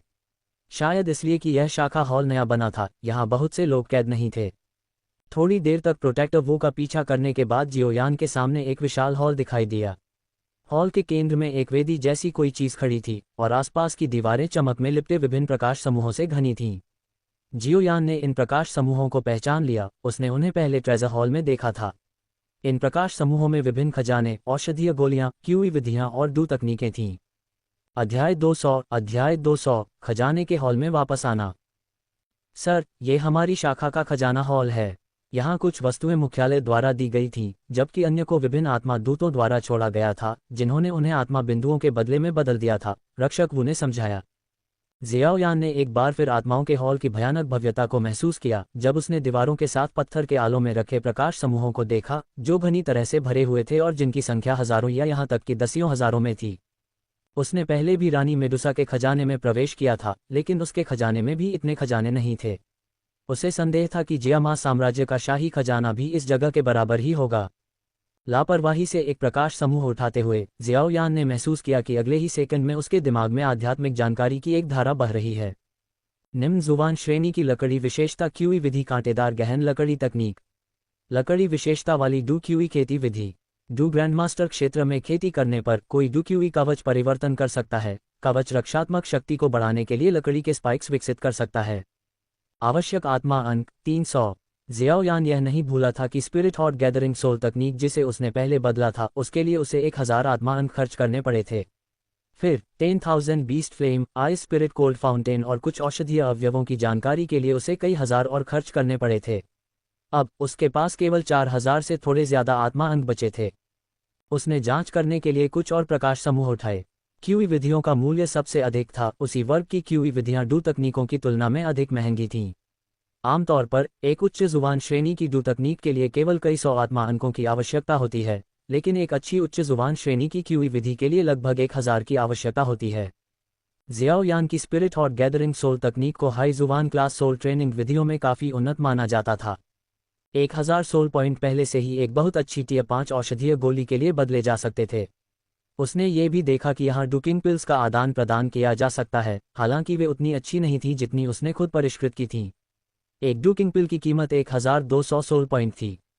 हालांकि उसने माइटी हुआंग पिल जैसी पीक टियर 6 गोलियां नहीं देखीं, लेकिन उसने अनुमान लगाया कि एक की कीमत लगभग 5 से 6000 सोल पॉइंट होगी। उस समय हुन लाओ गुई ने उसे बताया था कि वह जियानान अकादमी पर हमला करने और फॉलन हॉट फ्लेम को जब्त करने के लिए 10,000 सोल पॉइंट वाले 3 या 4 लो स्टार डू सम्राटों को काम पर रख सकता है। तो माइटी हुआंग पिल की कीमत शायद इतनी ही थी। बेशक सबसे कीमती जोंग ब्रेकिंग पिल के लिए संभवतः 7 या 8000 सोल पॉइंट या उससे भी ज्यादा की जरूरत होगी। क्या आपके पास कोई डी क्लास सोल स्किल या सोल ट्रेनिंग मेथड है? जियो यान ने पूछा। जैसा कि जियो यान ने उम्मीद की थी, प्रोटेक्टर वू ने अपना सिर हिलाया और जवाब दिया, सर आपको शायद पता न हो, लेकिन सोल ट्रेनिंग मेथड और सोल स्किल बाहरी लोगों के साथ साझा नहीं किए जाते हैं। यदि आप उनके लिए एक्सचेंज करना चाहते हैं तो आपको न केवल सोल पॉइंट की आवश्यकता है, बल्कि आपको एक निश्चित पहचान रैंक की भी आवश्यकता है। अपनी रैंक बढ़ाने के लिए आपको एक निश्चित संख्या में सोल पॉइंट जमा करने होंगे या ताकत के एक विशेष स्तर तक पहुंचना होगा। डी क्लास सोल स्किल और सोल ट्रेनिंग मेथड का एक्सचेंज केवल प्रोटेक्टर रैंक या उससे ऊपर के लोग ही कर सकते हैं और उनकी कीमतें बहुत अधिक हैं। यहाँ तक कि एक कम डी क्लास सोल स्किल की कीमत लगभग 10,000 सोल पॉइंट है और सोल ट्रेनिंग मेथड और भी महंगी हैं। इसके अलावा उन्हें एक्सचेंज करने के लिए मुख्यालय में आवेदन करना होगा। हालांकि चूंकि सर के पास सोल कमांड टोकन है, इसलिए यह आपके लिए अलग हो सकता है। आप इसे सोल ऑफरिंग वेदी पर देख सकते हैं। सोल ऑफरिंग शब्द सुनते ही जियो यान की भौहें थोड़ी सिकुड़ गईं। उसे यकीन नहीं था कि यह संयोग था या ये वास्तव में सोल सैक्रिफाइस ओल्ड शॉप से संबंधित था। साधारण सोल एओइस और प्रोटेक्टर्स के पास सोल कमांड टोकन नहीं होते। हमारे पास केवल सोल स्टोन हैं। हमें सोल स्टोन को सोल ऑफरिंग वेदी पर रखना है और वेदी अपने आप सोल स्टोन के भीतर आध्यात्मिक शक्ति को अवशोषित कर लेगी और इसे सोल पॉइंट के रूप में रिकॉर्ड करेगी। प्रोटेक्टर वू ने अपने सोल रोब की जेब से एक काला पत्थर निकाला। जियो यान ने पहले उस सोल एओय के हाथों में जो पत्थर देखा था, उसके विपरीत प्रोटेक्टर वू के हाथ में सोल स्टोन एक खूबसूरत रत्न की तरह दिख रहा था, जिसमें थोड़ी चमकदार काली चमक थी और उससे कुछ भयानक काली धुंध निकल रही थी। प्रोटेक्टर वू ने अपना सोल स्टोन सोल ऑफरिंग वेदी पर रखा। थोड़ी देर बाद वेदी के ऊपर कुछ पंक्तियां दिखाई दीं। सोल पॉइंट 6200 अर्थ ग्रेड प्रोटेक्टर। जियाओ यान ने अपना सोल कमांड टोकन निकाला। ध्यान से जांच करने के बाद उसे यकीन हो गया कि यह सोल कमांड टोकन उच्च गुणवत्ता वाले सोल स्टोन के बराबर है। जैसे स्टोरेज रिंग को स्टोरेज स्टोन का उपयोग करके तैयार किया जाता था और स्टोरेज स्टोन की गुणवत्ता के आधार पर आंतरिक स्थान अलग अलग होता था, ये सोल कमांड टोकन संभवतः उसी अवधारणा का था जो एक उच्च ग्रेड सोल स्टोन से उकेरा गया था। अगर मुझे सही से याद है तो मेरे पास 4100 सोल पॉइंट बचे होने चाहिए। हालांकि मैं सोल पॉइंट के बदले में कुछ टियर 5 औषधीय गोलियां बेच सकता हूं, यहां तक कि एक डुकिंग पिल की कीमत केवल 1200 सोल पॉइंट है और एक साधारण लो डी क्लास सोल स्किल की कीमत 10,000 सोल पॉइंट है। मुझे इसे वहन करने के लिए कितनी डुकिंग गोलियां बेचनी होंगी? ऐसा लगता है कि मैं केवल सोल कमांड टोकन के भीतर सील किए गए उस याओ एओ के सोल बॉडी पर भरोसा कर सकता हूं। एक उच्च ग्रेड 7 टीए कीमियागर के सोल बॉडी की कीमत काफ़ी सोल पॉइंट होनी चाहिए, है न? जियाओ यान अपने आप को अंदर से प्रार्थना करने से रोक नहीं पाया, बस उम्मीद कर रहा था कि याओ एओ कुछ लायक है। अगर उसने मैजिक बीस्ट माउंटेन रेंज में बोन चिलिंग फ्लेम के साथ याओ एओ की आत्मा को जमा नहीं दिया होता तो शायद वह हॉल ऑफ सोल्स में आने का जोखिम उठाने की हिम्मत नहीं करता। एक क्लैक ध्वनि के साथ जियाओ यान ने बहुत ही उदासीन भाव के साथ आत्मा कमांड टोकन को वेदी पर फेंक दिया। उसने प्रोटेक्टर वू से यह नहीं पूछा कि एक उच्च श्रेणी के 7वें स्तर के कीमियागर के आत्मा शरीर की कीमत कितने सोल पॉइंट्स है, क्योंकि वह जानता था कि एक अर्थ ग्रेड प्रोटेक्टर के लिए भी एक उच्च श्रेणी के 7वें स्तर के कीमियागर का आत्मा शरीर एक महत्वपूर्ण प्रलोभन होगा। जियाओ यान निश्चित रूप से हुनहुजी की प्रतिष्ठा की रक्षा के लिए अपने जीवन को नहीं सौंपेगा। हॉल ऑफ सोल्स के रक्षक निश्चित रूप से अच्छे लोग नहीं थे। अगर वह मानता है कि कोई व्यक्ति जो रक्षक के पद तक पहुंच सकता है वह एक संत है, तो वह मूर्ख से परे होगा। जैसे ही soul command token soul offering वेदी से जुड़ा, उसने अचानक एक मजबूत आध्यात्मिक उतार चढ़ाव उत्सर्जित किया और भूतिया प्रकाश की एक किरण बाहर निकली। इस क्षण पूरे सोल ऑफरिंग वेदी ने एक झनझनाहट की आवाज निकाली। यह क्या है? युनशान ने चौंक कर कहा। उसने ऐसा दृश्य पहले कभी नहीं देखा था। ये सोल कमांड टोकन है। सोल कमांड टोकन एक मार्ग खोल रहा है। रक्षक वू ने बेहद हैरान भाव से बदलते सोल ऑफरिंग वेदी को देखा। जब सोल कमांड टोकन से सोल ऑफरिंग वेदी पर सोल लाइट की एक किरण प्रक्षेपित हुई तो वास्तव में इसकी सतह पर कुछ रून दिखाई दिए। उस क्षण सोल ऑफरिंग वेदी ने एक गुप्त प्रवेश द्वार खोल दिया। एक भिनभिनाने वाली आवाज और प्रतिध्वनि की एक श्रृंखला के साथ एक गहरा काला स्याही जैसा रास्ता बेहद तेज गति से सामने आया। जियाओ यान मार्ग को देखकर जरा भी हैरान नहीं हुआ, क्योंकि यह सोल पथ था। ऐसा लगता है कि प्रोटेक्टर वू सही थे। Soul command token soul path को खोलने की कुंजी है। केवल वे लोग जिनके पास सोल कमांड टोकन है वे ही हुन दायरे में प्रवेश कर सकते हैं, जियोयान ने चुपचाप अपने आप से सोचा। युनशान और प्रोटेक्टर वू को अनदेखा करते हुए जियोयान सोल ऑफरिंग वेदी पर चढ़ गया, अपना सोल कमांड टोकन वापस ले लिया और सोल पाथ में प्रवेश कर गया। एक भिनभिनाने वाली आवाज के साथ जियोयान और सोल पाथ बिना किसी निशान के गायब हो गए। प्रोटेक्टर वू और युनशान दोनों ही हैरान रह गए जब उन्होंने जियोयान को एक पल में गायब होते देखा, और होश में आने से पहले काफी देर तक चकित रहे। युनशान ने गहरी भौहें सिकोड़ी। उसने अपनी आंखों में गंभीरता के भाव के साथ प्रोटेक्टर वू को देखा और कहा, क्या ये हो सकता है कि हुनहुजी नाम के स्वामी ने कुछ खोज लिया है, इसलिए उसने उसे यहाँ भेजा है। वह कल जीवन और मृत्यु के द्वार में प्रवेश करने वाला है। रक्षक वू ने सीधे उत्तर नहीं दिया, बल्कि बदले में पूछा, हाँ, मैंने सुना है कि यह जीवन और मृत्यु के द्वार के अंदर स्वर्गीय ज्वाला के लिए है, युनशान ने कहा। यह कुछ ऐसा था जो युनशान ने अभी अभी सीखा था। आखिरकार जब से वह डू पूर्वज क्षेत्र में पहुंचा था तब से वह एकांत साधना में था और उसे यह भी नहीं पता था कि नालन्यानरान समय से पहले ही जीवन और मृत्यु के द्वार में प्रवेश कर चुका था, 5वें द्वार को तोड़कर युनपो तियान की विरासत प्राप्त कर चुका था। कुछ ही घंटे पहले उसने यून से सुना था कि जीवन और मृत्यु के द्वार के अंदर एक स्वर्गीय ज्वाला थी और जियोयान केवल उसे प्राप्त करने के लिए प्रवेश करना चाहता था। रक्षक वू ने उस दिशा में देखा जहां जियोयान गायब हो गया था और गहरी सोच में पड़ गया।